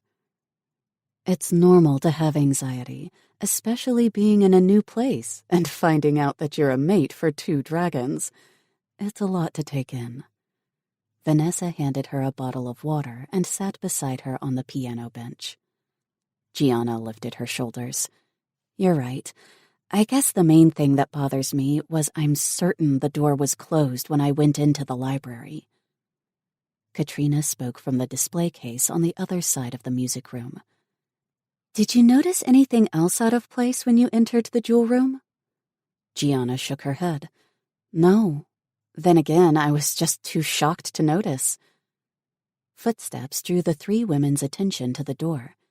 Madden crossed the room to Gianna. He held out an inhaler to her. It's all natural, made from herbs to help you with your breathing and relaxing. It's safe to use as much as you need to. Thank you. Gianna took the inhaler. Madden gave her a nod and turned to Vanessa. They shared an unreadable look before she stood and followed him to the door. They spoke to each other in hushed tones. Gianna noted softness in Madden's voice as he spoke, but she couldn't make out the words. When they kissed, Gianna turned away, focusing on Katrina. I want to help find that crown. A slow smile curved Katrina's lips. What are you thinking? Gianna waited for Madden to leave and Vanessa to return to the conversation. First, we have to figure out who took it and where it is. Then I want to steal it back. Azar followed Gianna's scent to the music room. Voss was quietly following behind him. He'd worried about her since seeing her fight to breathe during her anxiety attack. It scared the shit out of him. He was glad he was able to calm her so she could fight off the drug. Female laughter drifted from the room, putting his mind at ease. Laughter was always a good sign. When he glanced back at Voss, he saw the same relief on his face as well. How did that female come to mean so much to them in the short time that she'd been there?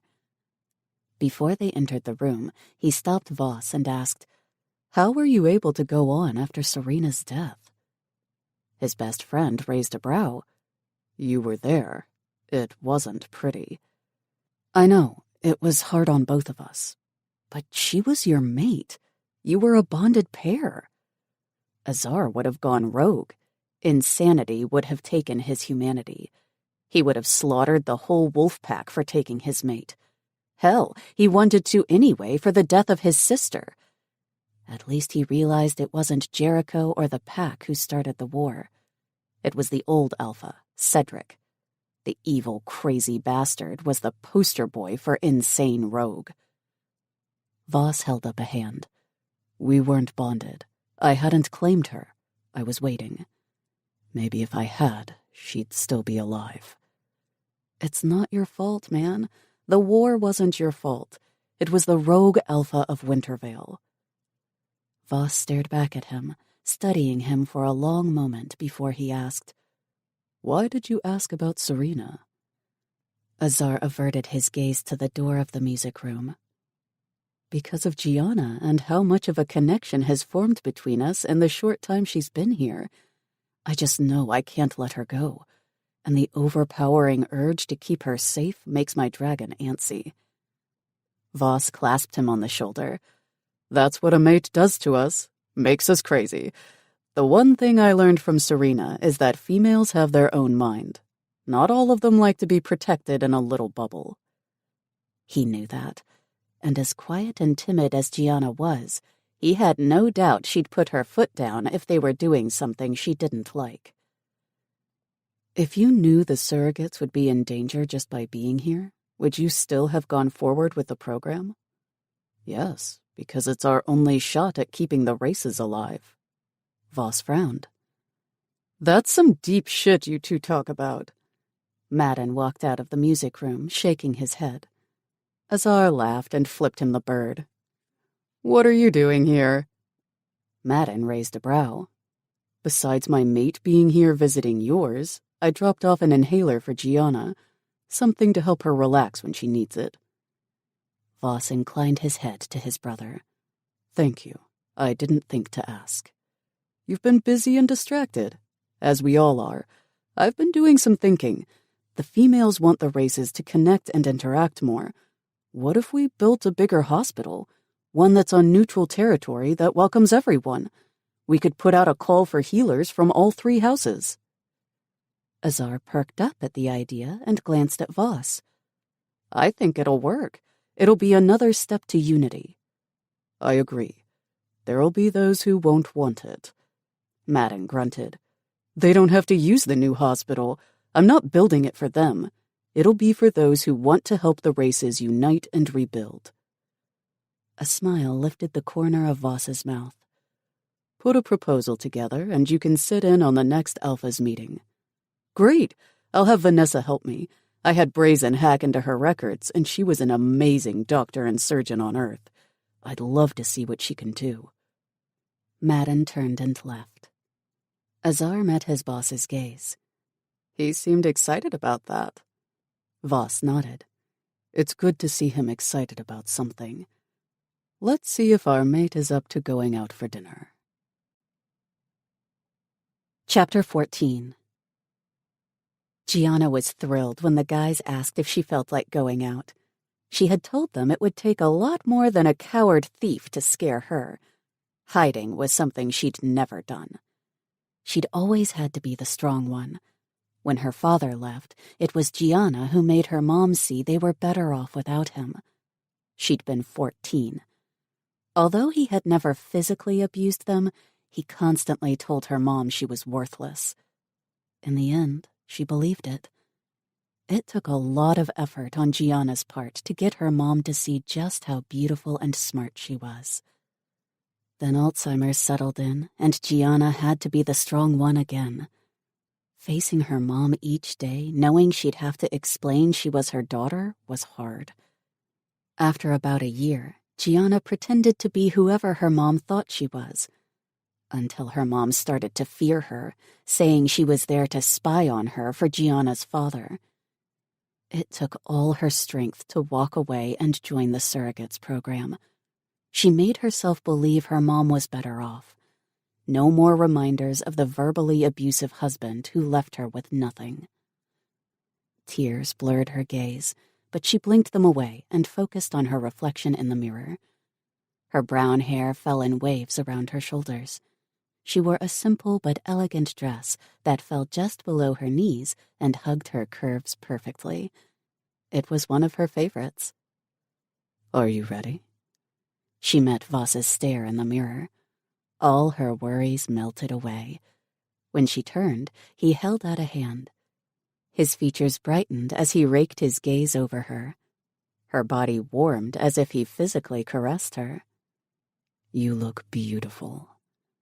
Taking his hand, she tugged him closer so she could kiss him. "Thank you, but I think you are a little biased." He chuckled and wound his arms around her waist, flattening her body to his. A wildfire of passion ignited within her. He dipped his head and kissed the spot where he marked her.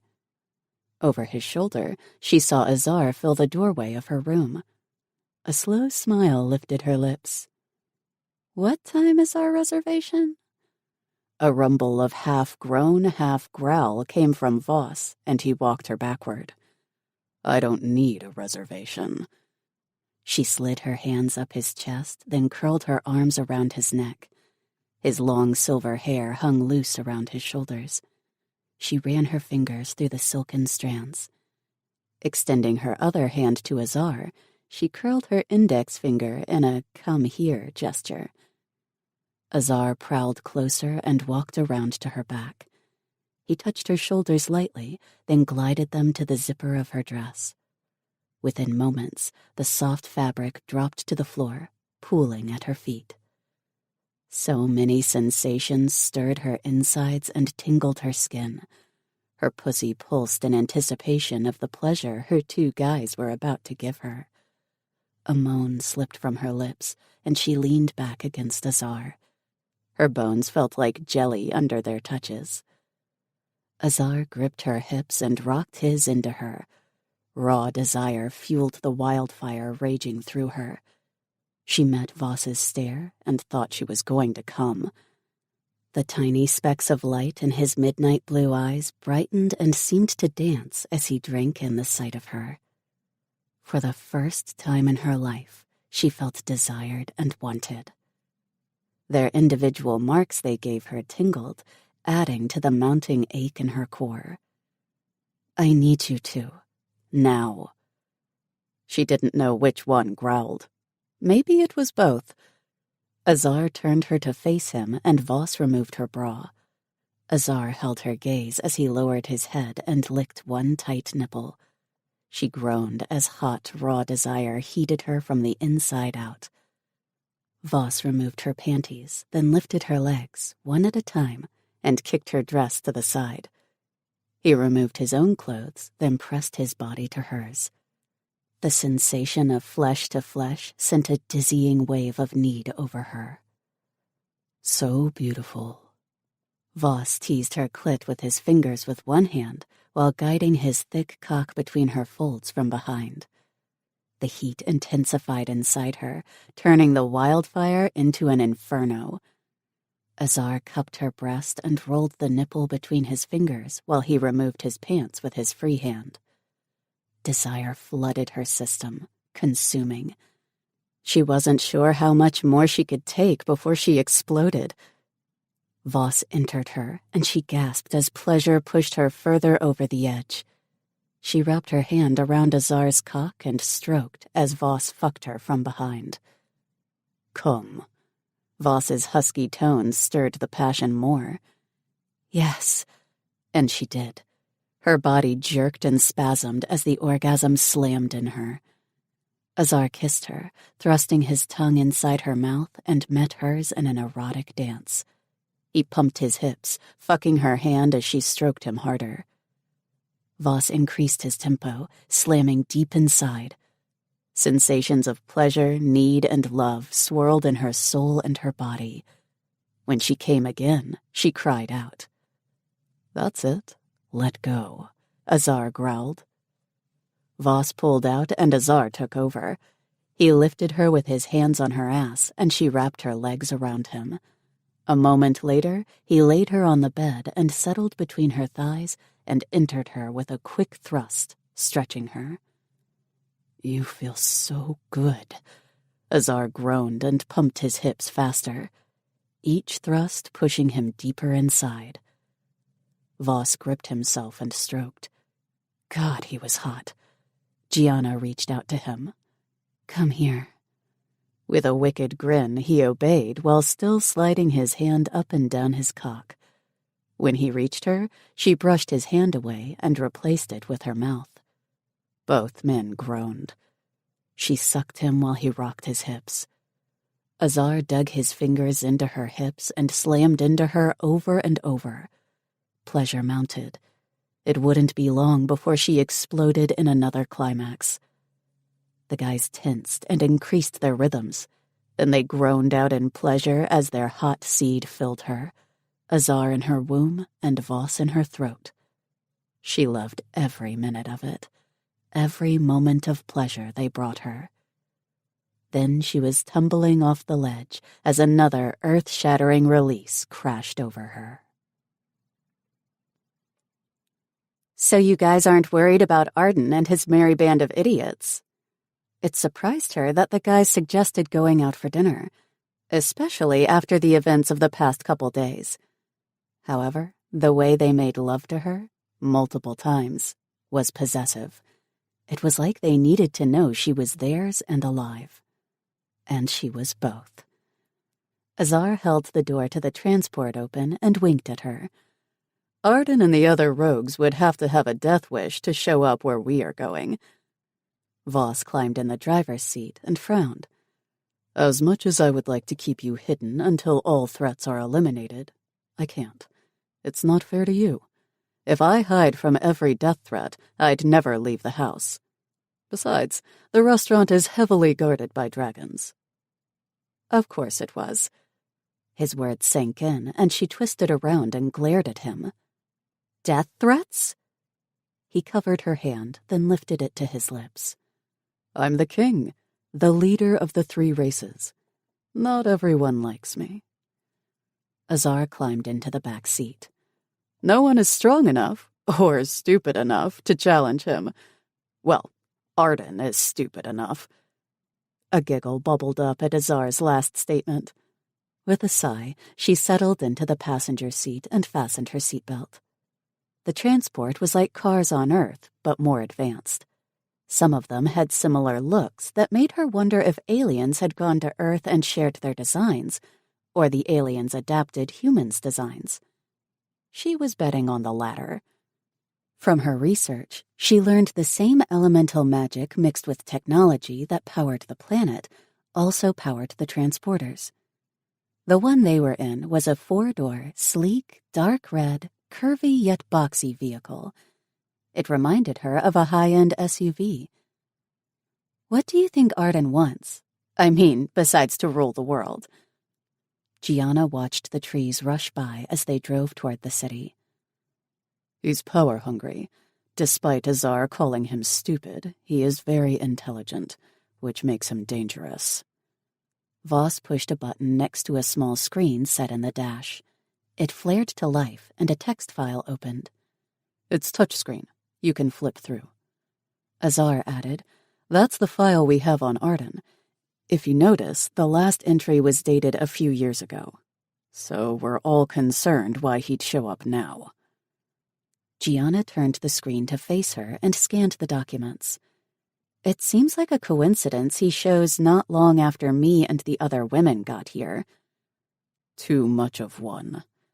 Voss gripped the steering wheel tighter. It could mean he's just being noisy, and I would have believed that if the crown wasn't stolen. He's taunting me. Why? I'm not sure.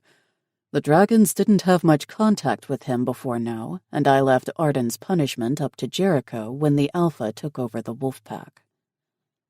Gianna glanced up from the screen and nodded. One of the first things she looked up in the library was the war. It was started by the Wintervale wolves. Their old Alpha was a mean, power-greedy bastard who wanted to rule the planet and take out the dragons. Jericho and a group of rebels rose and overturned the Alpha by challenging him. Jericho won and ended the war by signing a peace treaty with Voss. Not long after, Voss and the other 2 Alphas, Jericho and Micah, formed a council to act as a unified government. Do you think he's trying to finish what the old Wolf Alpha started? She glanced from Voss to Azar, where he sat in the back seat. Yes, we do, Azar answered. In order to accomplish anything the Alpha Dick did, Arden would need a lot of backing. I've asked Jericho and Micah to look for spies within their packs. Voss turned at a parking lot. Gianna stared wide-eyed at the 2-story building that was a cross between a Gothic mansion and a farmhouse. On the right side of the building was a dragon carved out of stone, climbing to the roof. The guys weren't kidding when they said it was secure. 2 large men stood on either side of the entrance. They had long black hair with streaks of deep purple running through it. Their eyes were more dragon-like than Voss's and Azar's. Like her guys, their skin also shimmered in the light. Gianna wondered if the 2 males were brothers. They might be twins. When Gianna and her mates approached, the guards nodded at Voss, then Azar, and stared at her briefly before focusing on the men in line behind Gianna and her guys. The guards stopped them and asked for identification. Gianna glanced at Azar in question. Leaning in, he whispered, "They check everybody's ID, especially since the message went out this morning that there are rogues wandering around. Everyone except for Boss Man." He pointed at Voss. After entering the restaurant, they were greeted by a host who bowed. He was tall, with lean muscles. His hair was black and spiky, with the tips colored in a bright blue. His skin had a red hue to it. He had tribal-looking markings across his forehead and down one side of his face. Gianna couldn't tell if they were tattoos or markings he was born with. "Good evening, my lord. Your table is ready." He glanced at her and stared for a few minutes before waving them on to follow him. Gianna didn't feel uncomfortable with the looks she was getting. She knew they were just curious. It was a little strange for her to be the only female. The host led them to a private dining room toward the back of the restaurant. He held out her chair for her. She thanked him, but Voss cleared his throat. Instantly, the host stepped back. Voss replaced him at the back of the chair. "That will be all." Gianna sat and waited for the man to leave. He was being nice. Voss's lips twitched as he took his seat to her right. "I'm reminding him not to cross the line." She rolled her eyes and met Azar's stare. They're all curious. Azar covered her hand. "They're savages." He winked, and she laughed and unfolded her napkin, then placed it over her knee. "What did you find out from the library video feed?" All amusement drained from her guys' faces. It was Voss who spoke. "We think it was a wraith who broke in and stole the crown, and he did it while you were in the library." Her heart pounded, and she looked from one guy to the next. The thief was in the library when she was? He could have killed her. A small amount of panic rose inside her. It was nowhere near the attack she had earlier when she got a face full of the hallucinogen. As if sensing her distress at the news, Azar reached over and cupped her cheek. They locked gazes, and instantly she calmed. She leaned into his touch. His warmth seeped into her skin. "First, what is a wraith? And second, did he know I was there?" Voss flicked his gaze to the waiter as he came in, then back to Gianna. She didn't need for her guys to tell her to keep the information to herself. There could be spies anywhere. After the waiter took their orders and left, Voss covered her hand and gently squeezed. "Wraiths are vicious spirits that live in the wastelands. They generally stay to themselves, and most hate outsiders." Azar snorted. "Outsiders meaning the rest of us." "Why would one steal your crown?" Voss shook his head as the waiter returned with a bottle of wine. After Voss approved of the type, the waiter poured each of them a glass. Without looking at the waiter, Voss said, "Thank you." "We don't know," Azar answered her question. "We guess he is working with Arden." Gianna frowned. "But you have no proof." "Yet." Voss sipped his wine. Suspicious, she glanced at them. "What are you two planning?" "We're going to the wastelands to talk with the Wraith King." She straightened in her seat. Interest sparked within her. She hadn't read about the wastelands. What are the wastelands? "Pretty much what they are called. It's the dark region of the planet. The only plant life is what can grow with little to no sunlight. Dark magic flows under the ground there." Azar took a drink of his water. Gianna smiled and asked, "When do we leave?" Voss shook his head. "You're not going." Tugging her hand from his, she crossed her arms and glared at each of them. "So I'm to stay home by myself while you two go into the dark forest ruled by demons? What if that is exactly what they want? For you to leave me alone?" "You won't be alone." Azar sat back in his chair and stared at her, the corners of his lips twitching. Voss worked his jaw, and storm brewed in his dark gaze. "Your female friends and their mates will be staying with you. Plus, the staff returns tomorrow." He really thought he had it all figured out. The men were hers, and she was not staying behind and worrying about them. She scowled. "Azar was with me today, and the Wraith still got in and stole the crown. He was in the same room as me. How likely would it have been for Azar to get to me before the evil spirit took me too, or worse?" The guys glanced at each other. She held up a hand and continued. "If the crown truly is mine when we complete the mating, then I need to be the one to steal it back.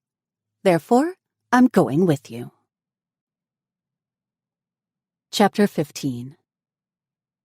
The female was stubborn, that was for sure. She made a pretty good argument at dinner.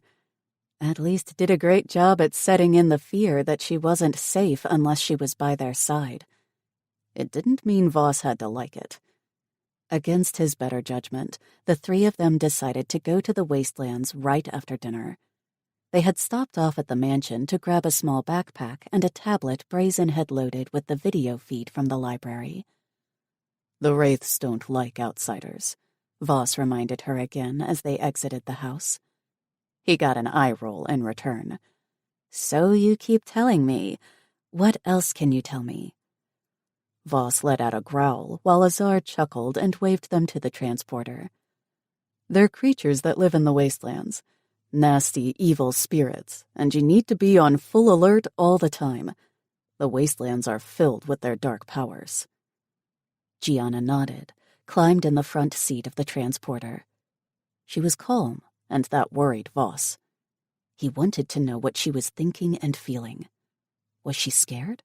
Was she looking forward to seeing the wastelands? He'd noticed her excitement level elevated when she researched their history, just like it did when he and Azar mentioned the Wraiths and the wastelands. When he settled behind the wheel, she turned to him, her eyes bright. "I understand. I'm not a reckless person. I will admit that I am curious, but at the same time, I feel I can help. It's a feeling in the back of my mind or in my soul. It's hard to explain." She linked her fingers with his and gave a gentle squeeze. Voss sighed and lifted her hand to press a kiss to her knuckles. "And I will worry about you the whole time." She gave him a beautiful smile. "Fair enough. But seriously, we're going there to ask him a question. We're not accusing them of a crime. It's all in the way you ask. We have the video as proof we can show them, so hopefully they can ID the person." "If only it was that simple," Azar commented from the back seat. Voss said, "She has a point. We just have to convince them that we're there peacefully." That was easier said than done. The Wraiths were nasty on the good days. Their leader, Zonder, wasn't the forgiving type. There was a reason they separated themselves from the rest of the races. As they approached the edge of the wastelands, the transporter began to lose power. Voss had expected it. After all, the vehicle was powered by natural, clean energy. The wastelands were dark, and the magic running through the region was heavy. He let the vehicle continue until it died completely and coasted to a stop before shutting it off. They were in the space where the light met the dark, the gray area, as some called it. Behind them was the light, and in front was the dark. Gianna stepped out when it came to a stop and scanned the area while turning in a circle. "It is kind of cool and eerie at the same time." She glanced at Voss, then Azar as they got out of the transporter. "Why did we stop?" "The transporter cannot run on the dark energy from the wastelands. We have to walk the rest of the way." Voss glanced at her to see her reaction. She simply nodded and continued to scan the landscape. Azar leaned into her and kissed her shoulder. "Are you nervous?" She let out a breathy laugh. Voss heard the tension in her tone even before she said, "Just a little." Voss faced Gianna. "We stay together. Don't trust anything you see or hear." Gianna framed his face and kissed him. "We will be fine." He let out a low growl. He wasn't so sure. Azar dipped his head inside the transporter, then pulled out the backpack with the copy of the video surveillance in it. When he straightened, Gianna took it from him and threw it over her arm. Voss was about to take the pack from her when a hum of dark energy drifted on the breeze and wrapped around them. When he glanced to the borderline of the wastelands, he froze. 6 very large wraiths materialized and stood around them. Voss lifted his hands, showing them he was unarmed. "I need to speak with Zonder." The larger one in the middle, Grim, spoke. Our king has nothing to say to you. Behind Voss, he heard Gianna curse. Stubborn-ass demons. Hey, that doesn't belong to you! Voss glanced over his shoulder, careful not to make sudden movements, even though his dragon demanded he protect their mate. A moment later, one of the wraiths grabbed Gianna in one hand and had the backpack in the other. Don't hurt her. Voss let the lethal warning hang in the air. Grimm moved closer to him, locking gazes. State your business, then leave. Azar tried to jerk out of the magic holding him, then snarled, We have proof that one of your kind stole from us. All we want is the name. Grimm shook his head. You have nothing that we want. Why would one of us steal from you? Gianna spoke then. Maybe not you or those who live here, but maybe someone has broken your rules and left? A rogue? And someone who could possibly be working with the shifter rogues. The large male wraith flicked his gaze to her and frowned. He stared at her for several long moments before he snapped his fingers, barking out orders. Bring her with us. The 2 males can wait in the impound. Impound was a prison holding for those waiting for judgment by the king or other official.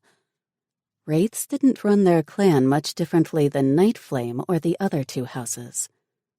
Voss's dragon didn't like his mate being in the hands of the wraith. It took all his control to keep the beast contained. You can't take her. Grimm rounded on him, baring his teeth. I can. This is my land, and you are an uninvited guest. The wraith started pulling Gianna in the opposite direction from where Voss and Azar were being taken. Panic gripped Voss's heart. She is the future queen. Be sure you remind Zonder of the agreement. His heart pounded as he watched Gianna leave with the ghost, while he and Azar were being taken to the hellhole holding cell. He glanced over and met Azar's wild stare. He looked like he was about to rip the heads off the wraiths around them. They couldn't risk another war, and if they fought off the guards and killed them, the Wraith King would retaliate. Voss couldn't take that risk. Their mate was headed to see Zonder. Voss prayed that Gianna would be okay and able to get the information they needed. Because if anything happened to her, no one would be able to stop him from waging war on the Wraiths. Chapter 16. Gianna scowled at the 2 men dragging her down a dingy hallway. She had to jog to keep from falling. You can loosen your grip. I'm not going anywhere. And slow the hell down. Neither of the 2 holding onto her arms looked at her or made any noise to acknowledge that she had even spoken. The one that spoke to Voss seemed to be the head security guy or something. He glanced back, and with a single nod, the 2 silent demons released her. She sagged in relief while rubbing her arms. She hoped they weren't going to be bruised. Assholes. They turned the corner, then paused at a set of double doors. The security dude demon placed a hand on the metal frame. Within seconds, the door opened. The creaking of the hinges echoed off the walls. The silent twins paused, then at the same time gestured for her to go inside. She entered the room and scanned her surroundings. Fire lamps attached to the walls illuminated the room. The stone walls were either black or dark gray. She couldn't tell from the poor lighting. The first thing that popped into her mind was, "Welcome to Lucifer's lair." When she glanced straight ahead, she saw Lucifer himself. Sitting upon a throne made of black metal, most likely iron, sat the King of the Wraiths. While he wasn't the Prince of Darkness, he definitely put off the Satan vibe. He dressed in all black. His hair, oddly enough, was pure white and brushed the tops of his shoulders. She stepped closer, but the head of security stopped her with the hand on her arm. She released a heavy sigh, probably a little more dramatic than needed. She didn't care. Hi, I'm Gianna. I'm Voss and Azar's mate. We've come to ask for your help. The Queen's crown was stolen from our home yesterday afternoon. Zonder glanced to the guard, then back to her. Gianna, where are your mates? Gianna held in a snort and pointed to the security demon. He said they weren't allowed to come, so he brought me instead. She swore she saw the king's lips twitch in amusement. She took that opportunity to continue. We have video surveillance of the wraith who stole the crown. The king's amusement disappeared, and he fisted his hands over the arms of his throne. You dare come here and accuse my people of stealing from you? 1, 2, 3. Breathe, Gianna. I come here to ask you to ID the thief. I said a wraith, not your people, as in one being. That is not accusing the whole clan. He was off his throne and in front of her before she could blink. His hands still curled into fists. Crimson flashed in his eyes as he glared at her. She got the feeling he wanted to grab her, choke her. He was keeping himself in check in the same manner her guys did when facing Jericho and Arden when they posed a threat to her. Zonder's eyes moved to the marks on her neck. He relaxed and backed off. She pointed to silent twin number 1 and said, He has the backpack with the video. Just watch it. All we want is the crown back. The last thing we want is another war. She stood with her spine straight and had no idea where the courage came from, because inside she was shaking. Snatching the pack from the wraith, Zonder pulled out the tablet. He powered it on and watched the video. All the while he worked his jaw. At the very end, when the wraith's face was visible briefly, Zonder let out a growl. Shoving the tablet inside the pack, he handed it to her. But he let it go before she could grip it. She scrambled to catch it before it fell to the ground. The king turned to his guard. Get Daigen and bring him to me. Gianna stared at him wide-eyed. He's here? Zonder shrugged. I doubt it. He was told to leave and to never come back. But he doesn't listen well. Then why send your guard off to get him if you don't think he's here? Zonder held her gaze for a minute. The corners of his mouth twitched. Because if Daigen is not here, then Grimm will bring his sister. Wait, you still have females? She hadn't got that far into her research to discover if there were females still alive. Maybe she should have asked her guys.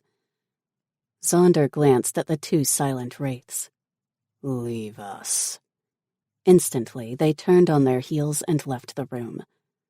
Zonder made his way back to his throne and sat. We didn't fight in the war. I refuse to put my people in jeopardy for petty, territorial, greedy bastards. Gianna was almost offended, then remembered they were evil spirit demons. They didn't know any better.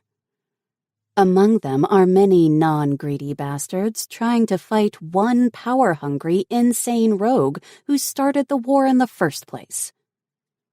Footsteps drew her attention to the door. The guard who Zonder called Grimm entered.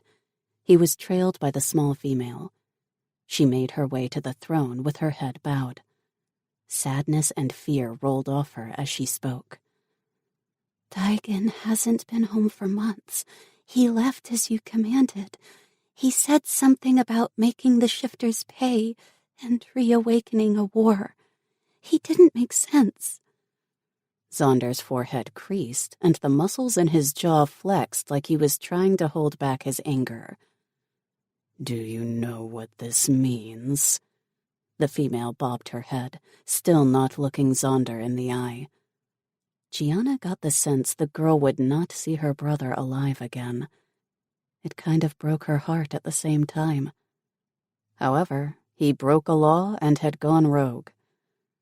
Zonder directed Grimm toward Gianna. "Escort the Dragon Queen back to her transporter. I want to talk with Sonia." Gianna jerked her gaze to Zonder. "What about Azar and Voss?" "They will be there when you arrive, unharmed." "Thank you." She turned to Grimm, who motioned to the door. She was beginning to see how he got his name. Daigen watched as Zonder's guards took the Dragon King and his advisor back to their transporter. Voss growled, and Azar demanded to have their female back. The idiots. The female belonged to Arden. Daigen was going to help his new alpha get her.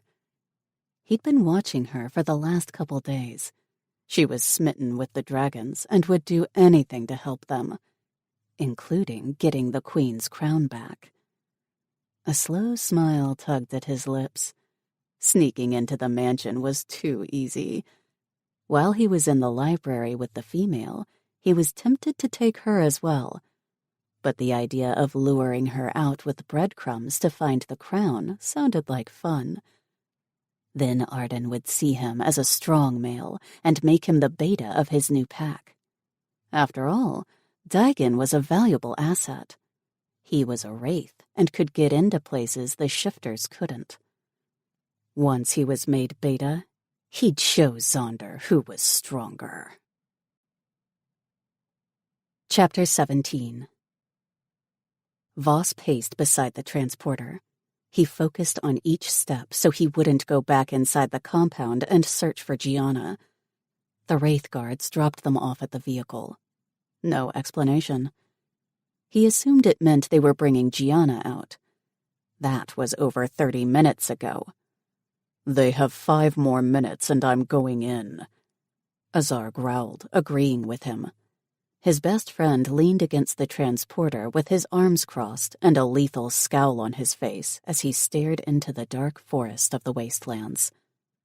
Then he saw her. She rushed toward them. Voss and Azar met her halfway. When they reached her, she leapt into their arms, hugging them close. "Thank goodness you are okay. I was worried." Voss buried his nose into her neck and laughed. "We were worried more." Grimm stepped closer to them. Azar snarled out, "What?" The wraith wasn't fazed by Azar's reaction to him. He ignored Azar and handed Voss a slip of paper. "Daigen is not welcome at the compound. If he shows, he's dead. This is the last known location of Arden and his rogues. I'm not sure if the piece of shit wraith is there. When you find Daigen, do what you wish with him." Voss took the paper and curled his upper lip. "You could have just told us this to begin with." Grimm smirked. "Zonder wanted to meet your female. She held her own against him. Your queen has gained an ally." Glancing down at Gianna, Voss traced a finger down her cheek. Before Voss could thank the wraith, he disappeared. Gianna wrapped an arm around his waist. "Let's go home." "I second that." Azar tugged Gianna out of Voss's embrace. A smile lifted Voss's lips, and he glanced down at the note Grimm gave him. A frown replaced his smile. Dread settled in. "I want to check this out." He held up the paper. "Arden may be more organized than we think." Azar snatched the paper from him, then growled. "Fuck, isn't this the old training center? That's not the same place Keon is checking on." "That one could have been a ploy to keep you busy." Voss crumbled the paper and shoved it in his pocket. Gianna met Voss's gaze. "What training center?" Voss gestured to the transporter. "We'll explain on the way." They pulled to a stop at the edge of a small cliff and got out of the vehicle. Gianna stayed close to the guys. They said the training center was once used by Wintervale during the war. The old Alpha used it for training and punishing his soldiers. When Jericho took over the pack, he closed the facility. It's been abandoned ever since. Or so they thought. They crept to the edge and squatted, then lay on their stomachs so they wouldn't be seen. Gianna scanned the center. It was more like a camp. One main building stood in the center, with smaller buildings scattered around the yard. And there were a lot of shifters roaming the grounds. Arden was using the center as home base. He was definitely planning something big. Was he forming an army like Cedric had? He's been planning this for a while, Gianna said. Azar nodded. It appears so. Do you think the crown is in there? Gianna wondered if Arden even had it. She didn't see any signs of dark magic that would indicate a wraith was there. As far as she understood, wraiths needed the energy running in the wastelands to thrive. It was part of them and kept them strong. Voss scooted off the rock and motioned for them to follow. Soon as they were on the ground again, he said, I'll get Brazen and Keon on surveillance. We need to figure out what Arden's plan is. We can come back at night and see what they're up to. Gianna lifted her chin as she smirked at her guys. They shook their heads, and Voss said, You are not going anywhere near there. Gianna pressed her lips together and held her tongue. She wouldn't argue with him. Then again, when she thought about it, there were too many of them living inside the rogue camp. So what are we going to do? Azar took her hand and tugged her to the transporter. We have enforcers that specialize in getting information. We'll let them gather the intel, then decide. It is possible that Arden is just simply starting a new pack. It happens. Voss nodded. We need to inform the other alphas, though. I'm afraid there's not much we can do if Arden hasn't directly challenged any of us. The crown being stolen is not evidence enough to go after Arden. For now, we'll focus on the Wraith and see what his connections are to Arden, if any. Gianna wasn't very patient when it came to all the politics, but she understood it. She climbed in the back seat of the transporter, figuring Azar would take shotgun. Instead, he sat in the back with her. Once he was settled, he drew her to him so she rested her head on his chest. Soon sleep pulled her under. Chapter 18. Gianna didn't wake until the next morning, which was unlike her. Sitting up in bed, she stretched, then listened. The house was quiet. She frowned. Where were the guys? After a quick shower, she made her way to the kitchen. An older man stood on the other side of the island, chopping vegetables. If he was human, Gianna would have guessed he was in his 60s. Since he was alien, she wasn't sure of his age. He could have been much older. Hello, I forgot Voss said the staff would be back today. He gave a little bow and offered her a seat at the kitchen nook. What would you like for breakfast, miss? She thought about it and was unsure what to order. Something sweet with berries. You know where Voss and Azar are? At the council meeting, miss. They should be back soon. He disappeared around the corner. Gianna assumed it was the pantry. She hadn't much time to investigate all the rooms in the house, so she wasn't as familiar as she liked to be with her new home. What is your name? He came back and offered her a warm smile. Finn. She held out her hand. It's nice to meet you, Finn. I'm Gianna. He dipped his head and averted his gaze from her. She swore she saw his cheeks turn pink. Yes, miss, I know. It's Gianna. You can call me Gianna or Gia. You're wasting your breath. Gianna turned at the sound of Madden's voice. What do you mean? Finn doesn't call anybody by their first name, and since you will be the queen, he will never call you by your first name. Madden glanced around the kitchen before focusing on her. I have to run to the hospital, take care of some office things. It shouldn't take too long. In fact, Voss and Azar were about 5 minutes behind me. I left the meeting early to check on you and Vanessa before going to the hospital. Okay, I'll be fine. I might get some more research done, but it seems like it's going to be a beautiful day, so I might go to the gardens and read. The smell of coffee made Gianna smile.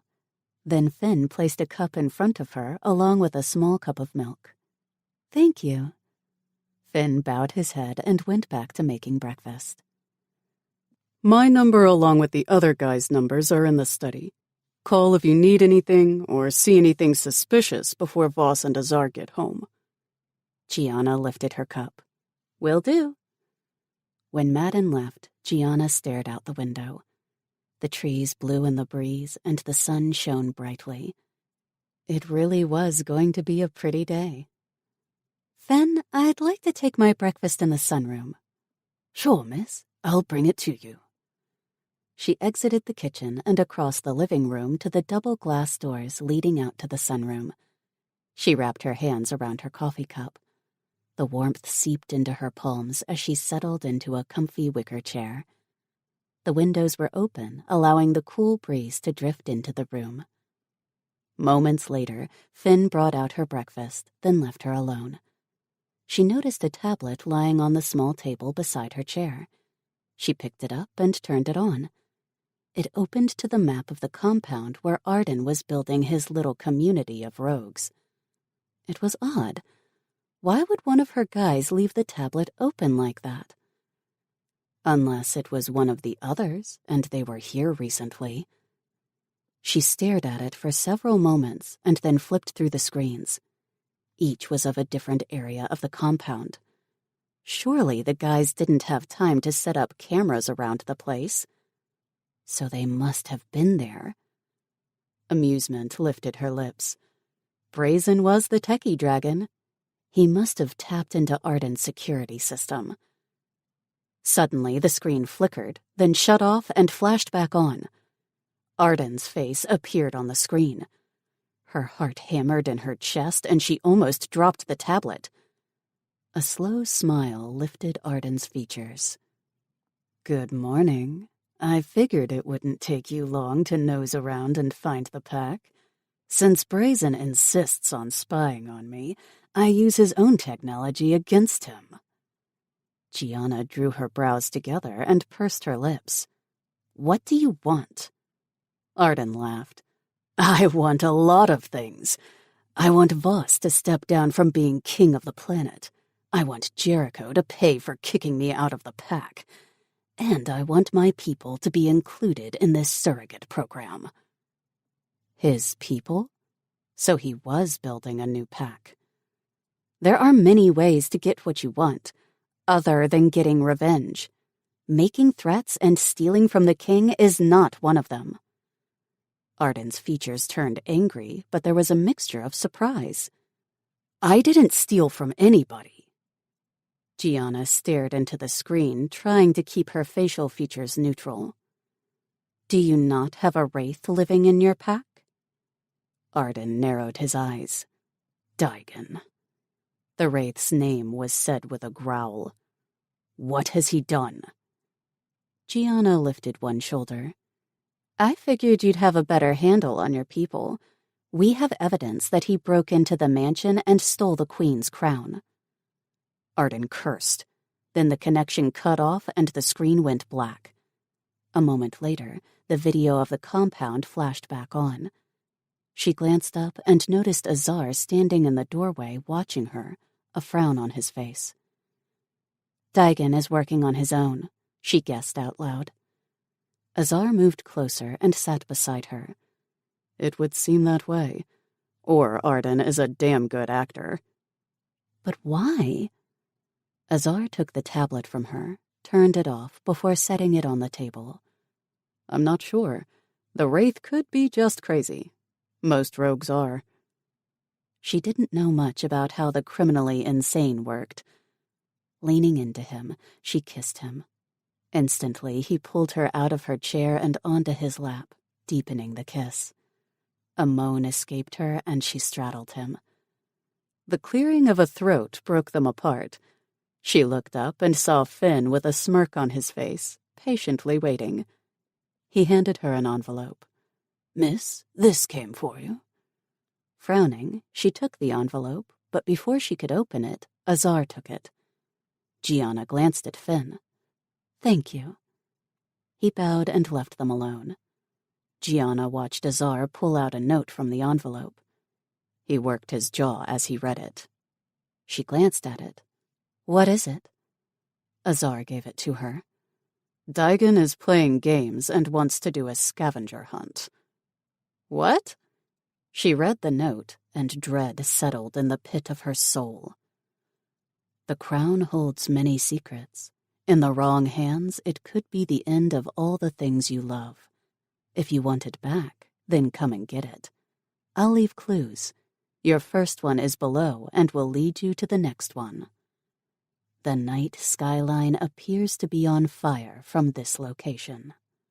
See you soon. Gianna met Azar's gaze. His eyes were almost pure silver. What does the clue mean? He shook his head. You are not going to follow his crazy trail.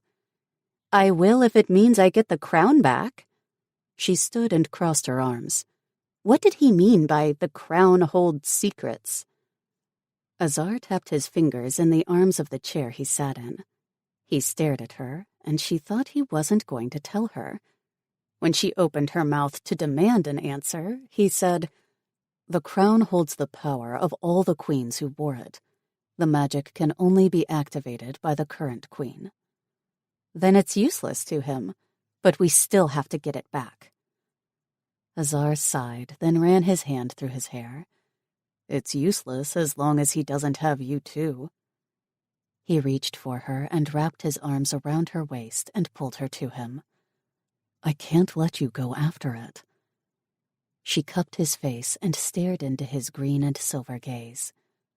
That's why you and Voss are going with me. Where are we going? Voss filled the doorway to the sunroom.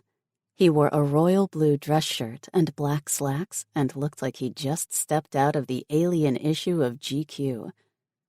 Gianna handed him the note. We're going on a scavenger hunt. Voss glanced at Azar. The male shook his head. She's stubborn. I don't doubt she'd go on her own if we don't go with her. They focused on Gianna. She lifted her chin. We need to get the crown back. It's mine. Well, will be. It's a trap, Voss said through his teeth. She shrugged. I'd be disappointed if it wasn't. When stepping closer to her, she held up a hand. I've faced off with an alpha wolf and a wraith king. Daigen has no power or position. Am I right? You're right. He is also a rogue and crazy. Voss held out a hand. She took it and drifted to him. We are strong together. We'll prepare for a fight. Azar paced. I'll text Keon and Davin on our way out. Voss tugged Gianna inside the mansion and to the study. Once in there, he went to his desk and opened the top drawer. 5 trackers sat in their chargers. The devices were the size of his pinky nail and clipped to any surface, including skin. He grabbed 3 of them and handed one to Gianna. Put that behind your ear. It doesn't matter which one. You may feel a prick as it attaches to you. What is it? She picked it up and studied it. It's a location signal. I'm not losing you to that bastard or to Arden. Plus, it will make me feel better if you wore it. He watched her place the tracker behind her right ear. She scrunched up her face and sucked in a breath. You and Azar are wearing one too. I'm not losing either of you. Azar picked his up and put it in place. You got it. They help in case we get separated. Voss agreed. If that happens, press down on the tracker and hold it for 2 seconds. It will send a signal to Keon. He will come get you or send someone close by. Great. Are we ready? Hold on, Azar said. You need warmer clothes for where we're going. Chapter 19. Gianna shivered as Voss, in dragon form, landed on a snowy mountaintop. The guys had her bundled up in layers of clothes, plus a heavy coat. She was grateful, too. When she slid off Voss's back, her boots sank into the snow. A few feet away, Azar touched down and shifted into his human form, fully clothed. She wondered if he conjured the clothes by magic or wore a magic item that held their clothes when they shifted. As if sensing her staring at him, he turned and raised a brow. She moved closer to him. "The clothes." He smiled.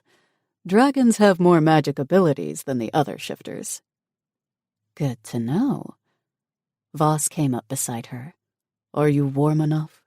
"Yeah, for now." Azar wrapped an arm around her. "We won't be here too long. Come on." Voss moved forward toward the edge of the cliff. She scanned the area. There wasn't anything up there except snow and ice. When she reached the edge and stood between Voss and Azar, they pointed. She glanced down and didn't see anything at first. Voss tapped her on the hand. "Look through the sheet of ice." She did, and gasped. The city below looked so small and like it was on fire. "How?" Azar chuckled. "It's how the ice reflects the lights. Plus, the snow and ice up here are magical." "Cool." Voss moved around the edge of the mountain. She guessed he was looking for the next clue. Turning, she roamed her gaze over the snow. The crazy wraith probably got them up there to push them off. No, she shouldn't think like that, because she'd freak herself out. Then something flashed a few feet away. She rushed to where it was. Half buried in the snow was a silver foiled envelope. She picked it up. "I found it!" Azar was the first to reach her as she pulled out the note. "Home is where you fall." What the hell does that mean? She glanced at Voss, then Azar. They shook their heads. Then the mountain started shaking. The crazy shithead really was going to push them off the mountain. The quake threw her off balance. The ground under her opened and the section she was standing on drifted away from her guys. Panic burned in her gut. Then she remembered the tracker behind her ear. She pressed the button, hoping help would get there soon. Before she drifted further from her guys or crashed to the earth below, she screamed and ran to them. When she reached the large gap, she jumped, feeling a swoop of air behind her. Her feet landed on the edge, but they slipped from under her. She fell into a free fall. Her heart was in her stomach. Then she landed on something. Looking down, she saw a red dragon. Davin. He'd dove into the crater when she tried to jump over. She was more than thankful for Voss insisting she wear the tracker. Soon Voss's silver dragon and Azar's black one came into sight. Relief flooded her, and she leaned against Davin's neck and closed her eyes. It seemed like seconds when they landed in the backyard of the royal estate. Voss was the first to reach her as she climbed from Davin's back. In dragon form, he was bigger than her guys. Maybe just taller. Voss gathered her in a tight hug and kissed her neck where his mark was. His body shook, and she hugged him back and sank into his arms. From behind, Azar wrapped his arms around her and Voss. She glanced over Voss's shoulder and caught Davin's gaze. She mouthed, "Thank you." He gave her a half-smile and inclined his head before he walked off toward the cottages along the river where the others lived. Azar spoke with his head on her shoulder. "Davin escaped the group hug." Voss chuckled. It was shaky, like he was trying to not show just how scared he was. "We'll get him later." "Does he not like hugs?" Gianna asked. Voss scooped her up in his arms and carried her to the house. "Davin likes to be alone." Gianna frowned. Kat thinks he doesn't like her. Azar opened the back door for them. "That's why Voss told him to work with her on the enforcement agency. It'll do him some good to learn people skills." Amusement lightened her mood. When they entered the living room, Voss called out to Finn. The male dragon appeared almost instantly. "Yes, my lord?" We'll take lunch in here.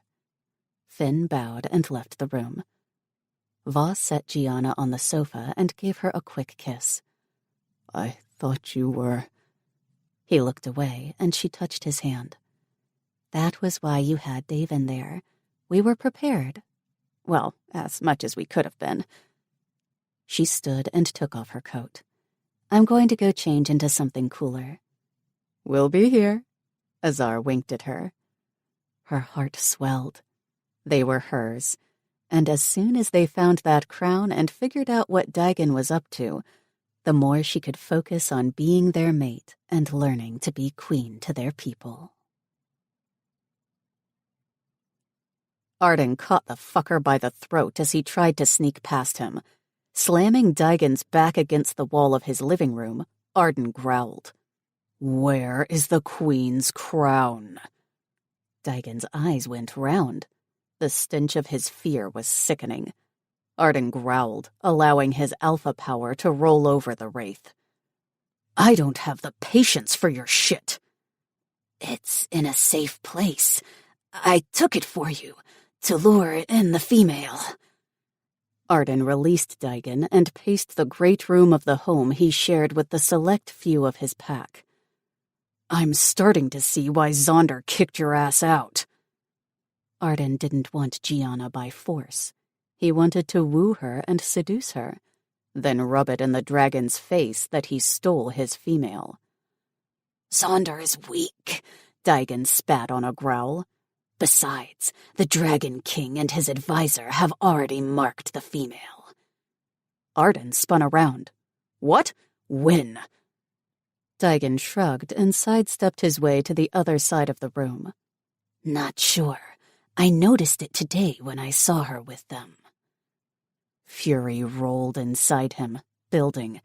His wolf snarled and begged to get out so he could track down Voss and Azar and kill them. He'd seen Gianna 2 days ago in the royal estate's gardens, and she was unclaimed. His plan to seduce the female wouldn't work. With the marks from her dragons, she wouldn't look twice at him. He glared at Daigen, and the male froze where he was.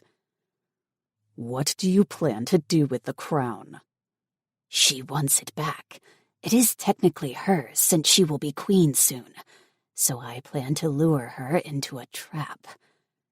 Daigen's mouth morphed into a wicked grin. "I've already began the hunt. Just one more clue and she'll be where I want her." Arden's mind whirled with possible scenarios. "I'm changing the plan, and you will do as I tell you. Double-cross me, and I'll make your death slow and painful." Chapter 20. Gianna settled back against Voss's chest and watched the flames flicker in the fireplace. Azar massaged her feeding calves. The pampering from her guys should have relaxed her, but she wasn't. The feeling that her newfound happiness was about to be ripped from her made her uneasy. Plus, the thoughts of her mom made her sad. "What's wrong?" Voss asked while running his fingers through her hair. "I miss my mom, which isn't a new thing. I've missed her since she fell ill. There's nothing I can do about it. She fears the sight of me." A lump formed in her throat. Azar frowned. "What do you mean?" Gianna took a deep breath and exhaled it slowly. "She started to accuse me of being a spy for my father. I haven't seen the man since he left us. He stripped her of her confidence and self-esteem. That led to depression, and not long after, she began to forget things." Azar moved closer, so he sat next to Voss, and she was in both their laps. "Sorry." "It happens.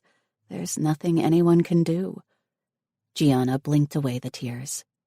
"Anyway, the mom I know and love died a long time ago. She's being taken care of and has her brother to oversee her needs." The guys fell silent, and she wondered if they were having one of their telepathic conversations again. She didn't comment. They'd tell her eventually. Finally, Voss spoke. I'll talk with Madden to see if there is something we can do. Our technology is far more advanced than humans.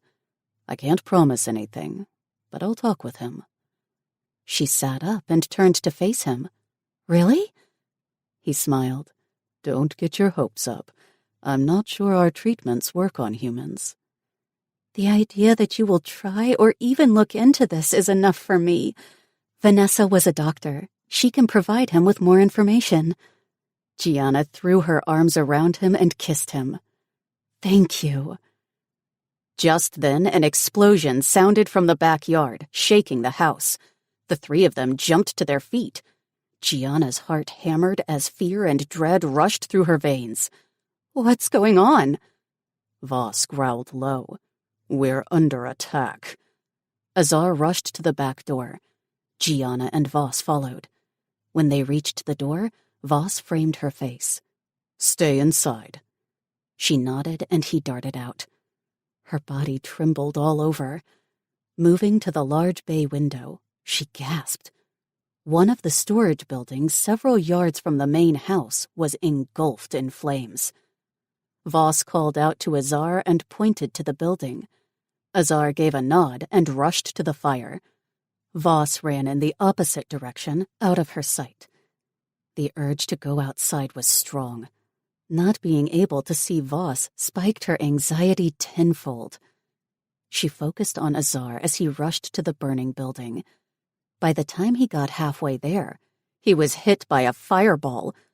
Gianna screamed, not able to see Azar anymore due to the flames covering him. "No!" Behind her, the front of the mansion blew open. Glass and wood shattered and flew in all directions. Flames crawled up the walls on either side of the huge hole. Daigen materialized directly in front of her. Fear stole her breath. She thrust her hands out to push him away, but he ghosted and she fell forward. Off balance, she stumbled to keep from falling. The wraith reappeared and grabbed her by the waist and ran. Gianna kicked and screamed while digging her nails into his arms, trying to pry them apart. She glanced at the fire in the middle of the yard, and her heart hurt. Azar! Tears streamed down her face. Daigen threw her into a van-style transporter. She got up to push her way out, but he blew a powdery substance into her face. "Sleep well." Darkness crept over her, and her body became heavy. No, she had to get out of there. Her eyes drifted close, and she sank to the floor as sleep pulled her under. Azar shifted into his dragon while a ground-shaking roar blasted from him. His wings stretched out before settling against his back. The flames licked at his skin as it crawled over him. He welcomed the heat and the pain. Fire was his element. Whoever was behind the attack should have done their fucking research. Then again, it could have been a distraction. Another roar ripped through him. Fury fueled his raw need to protect his mate. He absorbed the fire around him and turned it into the lethal fuel he needed to seek his revenge. The wraith, or Arden, or whoever, would not take his mate and live. When the fire faded into smoke, Azar shifted back to his humanoid form just as Voss rounded the corner of the house. He'd gone that way, chasing a male. Voss crossed the yard with murder in his gaze. "Arden's rogues were here." Gianna. They left her alone.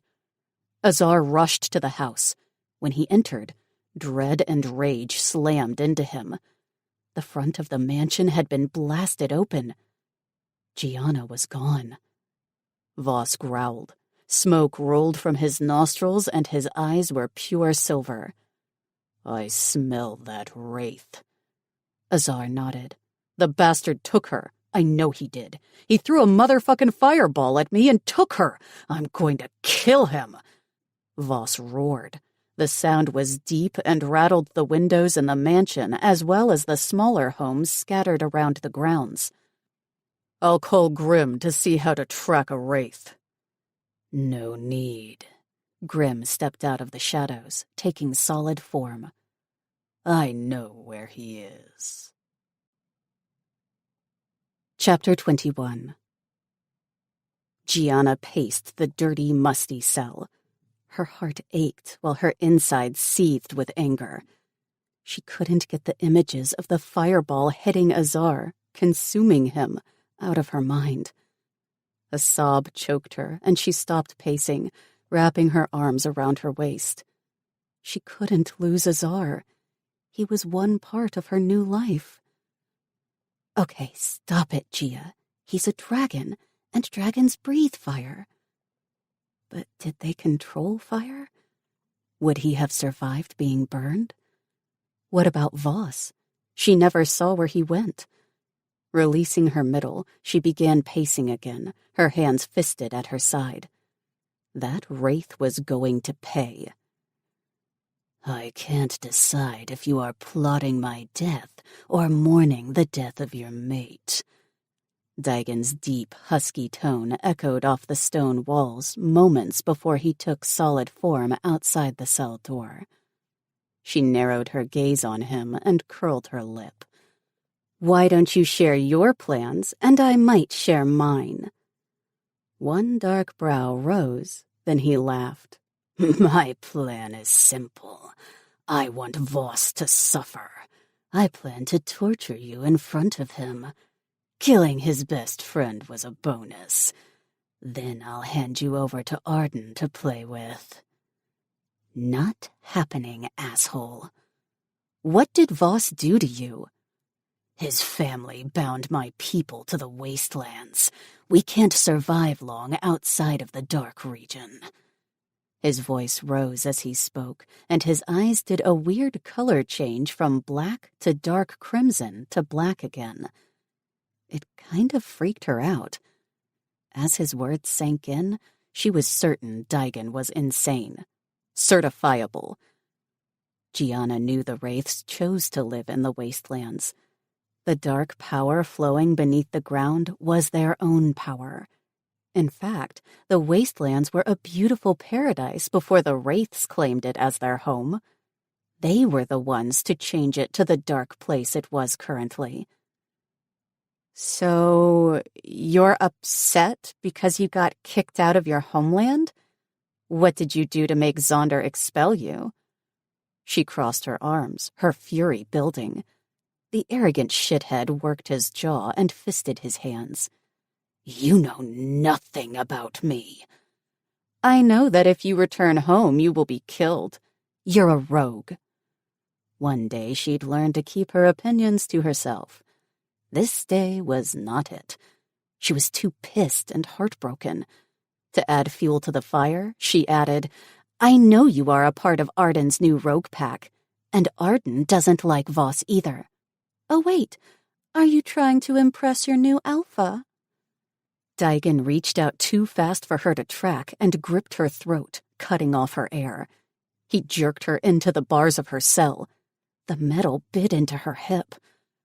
"Torturing you and your mate will be a pleasure." He released her.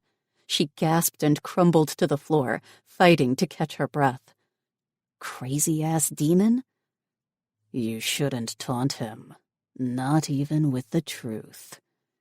Gianna jerked her gaze up and shook her head at Grim as he took solid form outside her cell. Daigon was gone. Apparently the truth hurts. She studied him while pushing herself up to a stand. "How long have you been there? Why couldn't he sense you?" "He's been cut off from the clan. Plus I can block him. Benefits of being the Wraith King's personal guard. I just arrived when he grabbed you." Grim pursed his lips and his gaze darkened. He opened the cell. "Go down the hall and take your first left, then take the stairs. At the top is a door to where he is keeping the crown."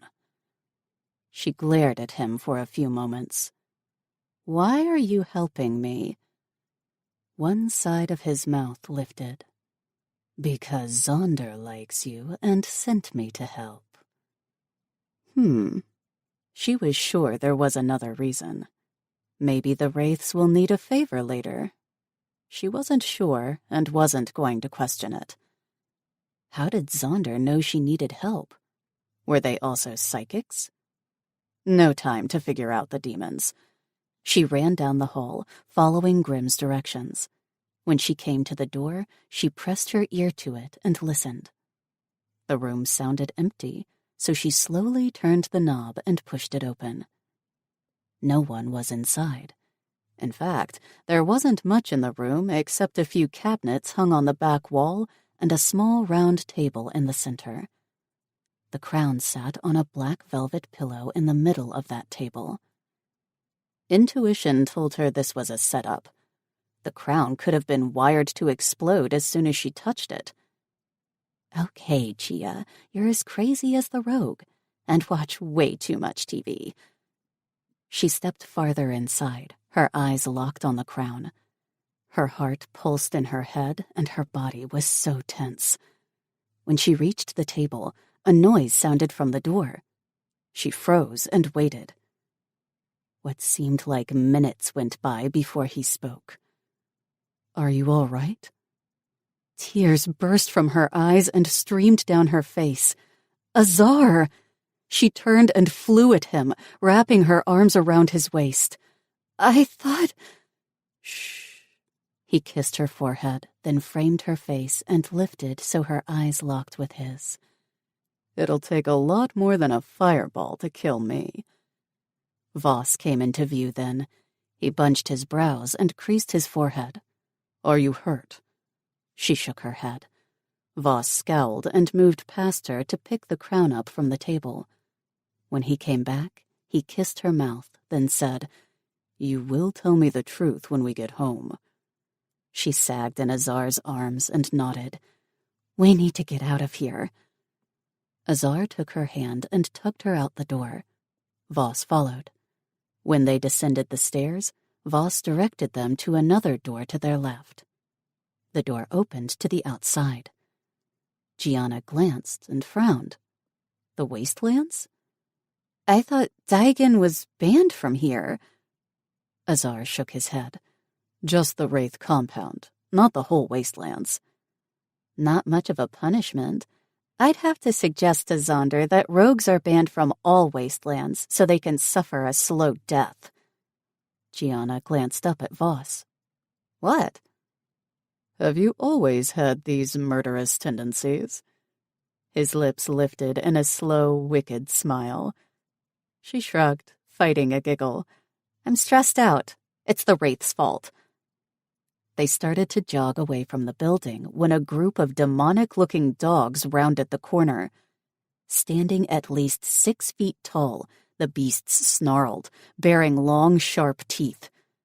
Gianna stepped back, fear making her blood turn to ice. Azar cursed. "Fucking hounds." "I knew it was too easy." Voss snarled at the hounds. "This has to be Arden. There's no way Daigen is powerful enough to control them." "You are right." Arden exited the door behind them, and Gianna whirled around.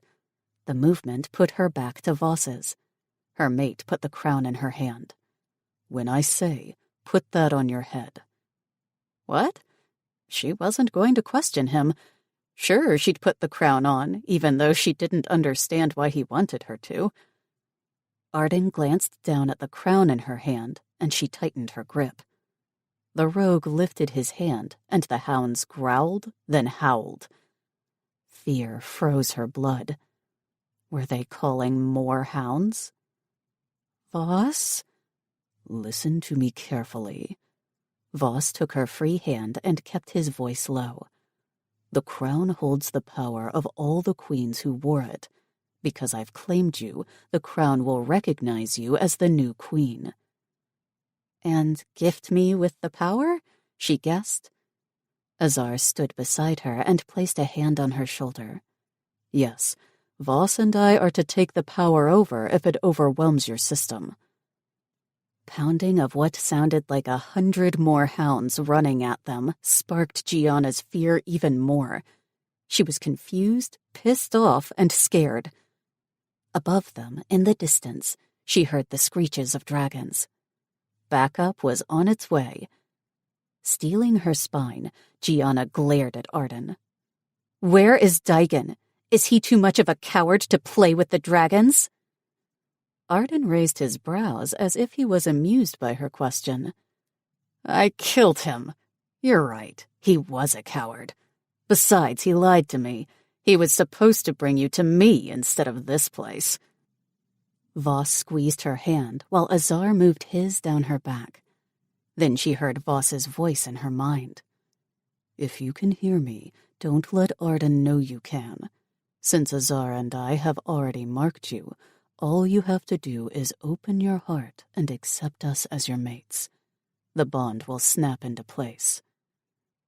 That was good to know. They had told her the bond would connect them on a psychic level. Since she heard Voss's telepathic message, she wondered if the bond was already starting to form. Meeting Arden's stare, she frowned.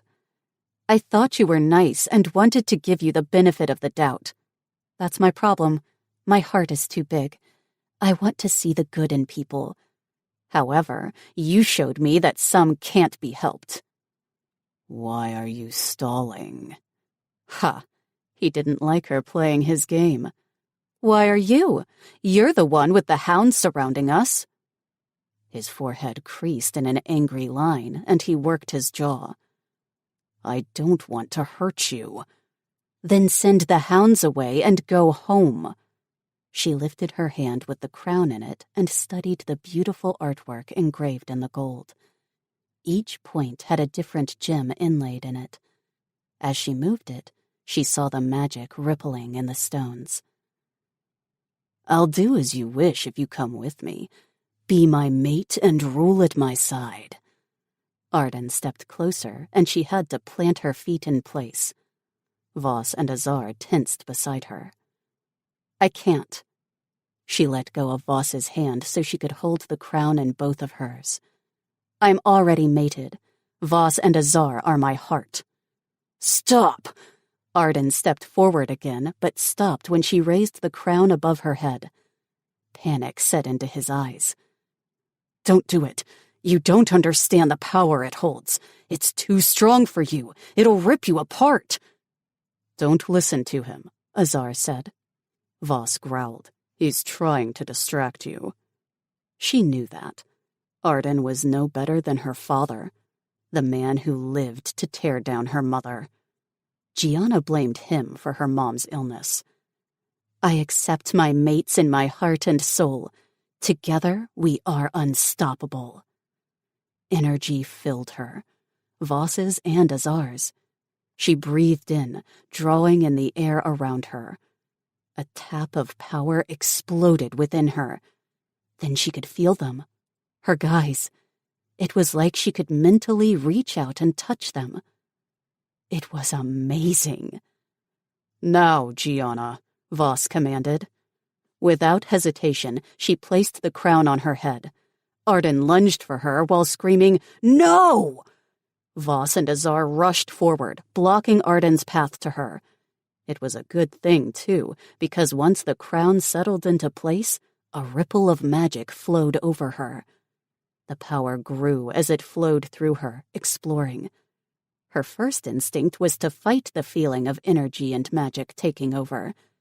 That only made it worse, and she began to panic. "Don't fight it!" Voss yelled back at her as he swung his fist into Arden's jaw.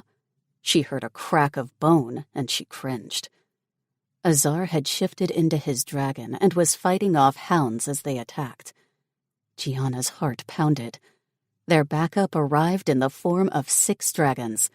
They landed around the hounds and roared. A howl cut through the air, and Gianna jerked her gaze to Arden. Either he was calling more hounds, or his rogues. Rage filled her, and she glared at the wolf. Then her body began to hum. The magic inside her was balancing, strengthening, and still growing. She glanced down at her arms, and her skin shimmered like Voss's did. Then she saw waves of dragon scales move over her flesh. Whoa! There was no time to question whether she was crazy or not. Just go with it. She raised her hands, and sparks of power arched between her fingers. Somehow, she knew she had to release the energy from within, or it just might rip her apart. Walking forward into the sea of hounds, she met the gazes of the dragons. They seemed to know what she was about to do because they backed off. That should have scared her, but she was calm and focused. It was like the magic was protecting her mind and soothing the panic. The hounds noticed her, and one by one they crouched low and growled. It reminded her of cats right before they pounced. Bring it. She thrust her hands out at the same time the hounds jumped for her. A blast of pale blue light shot out from her palms in all directions. Like a bomb went off, the hounds were thrown backward. They landed several yards away, yelping as they hit the ground. Many got up and ran off, while others didn't move. She wouldn't feel bad for them. They were about to kill her and her guys. It didn't escape her notice that they were also controlled by Arden. Turning to the wolf, she glared at him. He and Voss were still engaged in hand-to-hand. Both were still in human form, but Arden had shifted his hand into a claw and raised it in the air, about to bring it down on her mate. Stop! The command in her tone surprised her. It also drew Arden's attention. She advanced toward him, her hands raised and ready to blast him if she had to. I will not allow you to hurt my mates or anyone else. A wicked smile lifted his lips right before he vanished. What the ever-fucking hell? She glanced at Voss and Azar and pointed to the spot Arden stood moments ago. Did he teleport? A wave of dizziness fell over her as the power from the crown lessened. She stumbled a few steps. Voss caught her and scooped her up in his arms. Yes, and no, we didn't know he had the ability.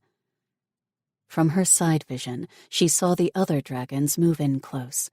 She swore she could feel their concern for her, but was too tired to analyze it at the moment. We're taking you home to rest. Voss handed her to Azar, who cradled her to his chest. She sighed and snuggled into him. Home and rest sounded amazing.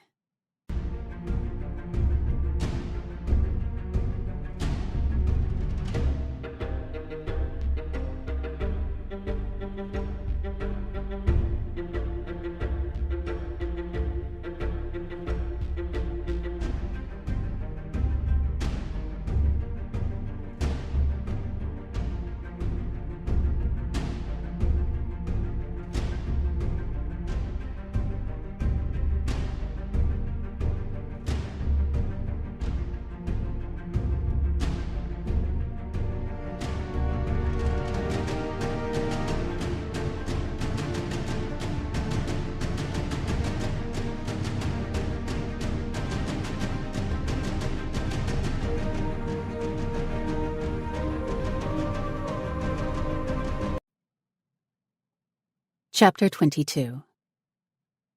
Gianna had never done anything so thrilling and exciting and scary in her life. Not even when she faced the Wraith King or the freaky wasteland hounds. But riding on the back of a dragon was surreal. Even though it was her second time flying on Voss's back, she couldn't believe how amazing it was. Voss touched down in the front yard of his large estate. She slid off his back and couldn't ease the smile from her face. The hum of magic around her reminded her she still had the crown on. However, it wasn't as strong as it was in the wastelands. She faced Voss as he shifted from his beautiful silver dragon to his gorgeous human form. Azar landed a few feet from them. He shifted as soon as his claws touched the ground. Her guys. Her dragons. She held out her hands to them, and they advanced to her, enveloping her in their embraces. I love you guys. I don't care that it's only been a few days. The feeling of belonging and the sense of home is too strong to deny. Azar kissed her. I love you. I have since I saw you at the spaceport. Me too. Voss kissed her forehead and squeezed her. What do we do about Arden? Gianna pulled back enough to see his face. Azar lifted her with one arm under her knees and the other supporting her back. Arden is greedy and will get desperate. He'll go back and lick his wounds, then plot something else. Until then, we'll go on building the communities and bringing the people of the three houses together. Voss walked beside them as they made their way to the house. I'll get with Jericho and Micah and suggest we do a public announcement on the changes we're planning. The festival, that could help to get your girls more volunteers to help, and inform the people about a possible rogue pack forming. Hope bloomed in her belly. That's a great plan. The people needed to know the council was working to make peace and their lives better. They entered the house, and Gianna noticed a crew was already working on securing the large hole in front of the mansion. She wondered if Finn called the construction crew in to fix it. Her guys didn't comment on it as they passed the area. Azar went straight for the stairs. Gianna smirked. Where are we going? And you do know I can walk, right? You're tired and need to go to bed. A wicked smile formed on Azar's face. Voss nodded. We might keep you there for a while to make sure you're well rested after your ordeal. A laugh burst from her. If you two are in there with me, I can assure you there will be no resting involved. Just let us take care of you. Voss opened her bedroom door. Azar carried her to bed and laid her on it, then took the crown from her head. This is going back in the royal hoard room.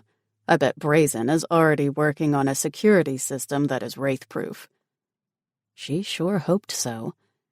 He might as well make the whole mansion wraith-proof. Voss stripped off his clothes and climbed on the bed. He's working on that, too. Azar removed her pants, and she sat up and tugged her shirt over her head. Her earlier fatigue gone, replaced with desire for her two mates. She kissed Voss, then Azar. I love both of you. We love you too. Epilogue. 2 months later. Gianna stared at the test results in her hand. A mixture of overwhelming happiness, fear, and sadness whirled inside her. Are you sure this is right? She lifted her gaze to Madden, then to Vanessa. Both had ear-to-ear smiles on their faces. Gianna was sure Vanessa would burst with joy at any minute. They had locked themselves in her bedroom while Voss and Azar were out doing council business. The other males and females were downstairs waiting for the news. Madden took the test from her. 100%. After all, this is the third one I did. Plus, I took blood. You are pregnant. She was going to be a mom. Tears filled her eyes. Vanessa took her hands and sat on the bed beside her. What's wrong? I wish my own mom was here. Oh, hon. She hugged her. Then she and Madden fell silent. Gianna watched them closely. They didn't meet her gaze, and Madden walked to the bathroom to dispose of the test, then went to the door. We should go downstairs now. Voss and Azar will be back any minute. He left, and Gianna glanced at Vanessa. The other woman stood. Come on. What's going on? Nothing. Vanessa darted out the door too fast for it to be nothing. Vanessa? Tell me. She sighed and turned to her at the top of the stairs. I can't. I promised, and it's a capital offense to disobey the king. She smiled. Gianna crossed her arms. So is disobeying your queen. Oh, no. Don't do that to me. Vanessa frowned briefly before her features brightened again. All I can say is it's a surprise. A wonderful, amazing, happy surprise. Just like the baby is your surprise. Gianna stared at her friend for a long while before dropping her arms to her side.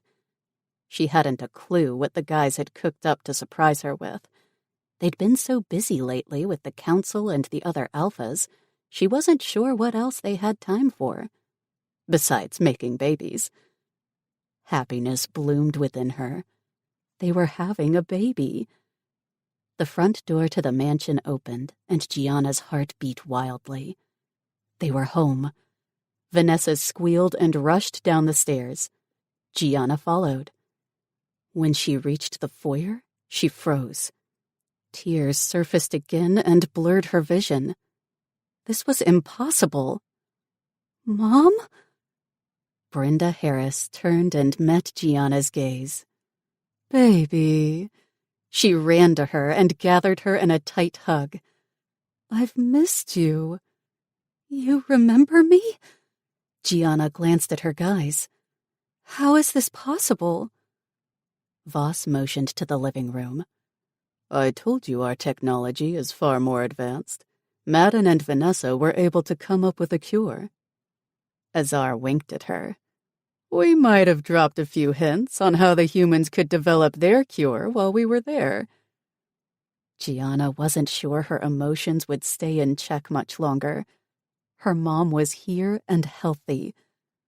Once in the living room, she drifted to her guys and wrapped an arm around both. "I have my own little surprise announcement." The guys eyed her suspiciously, which made her laugh. Vanessa sat on Madden's lap. "Tell them already." Gianna took a deep breath and blurted out her news on the exhale. "I'm pregnant." This concludes Dragon's Jewel by Millie Taden. Narrated by Elizabeth Russell. Copyright 2018 by Millie Taden. This unabridged audiobook is published by arrangement with Millie Taden, care of Stone Song, and was produced in the year 2020 by Tantor Media Incorporated, a division of Recorded Books, which holds the copyright thereto. Please visit tantor.com for more information on our growing library of unabridged audiobooks.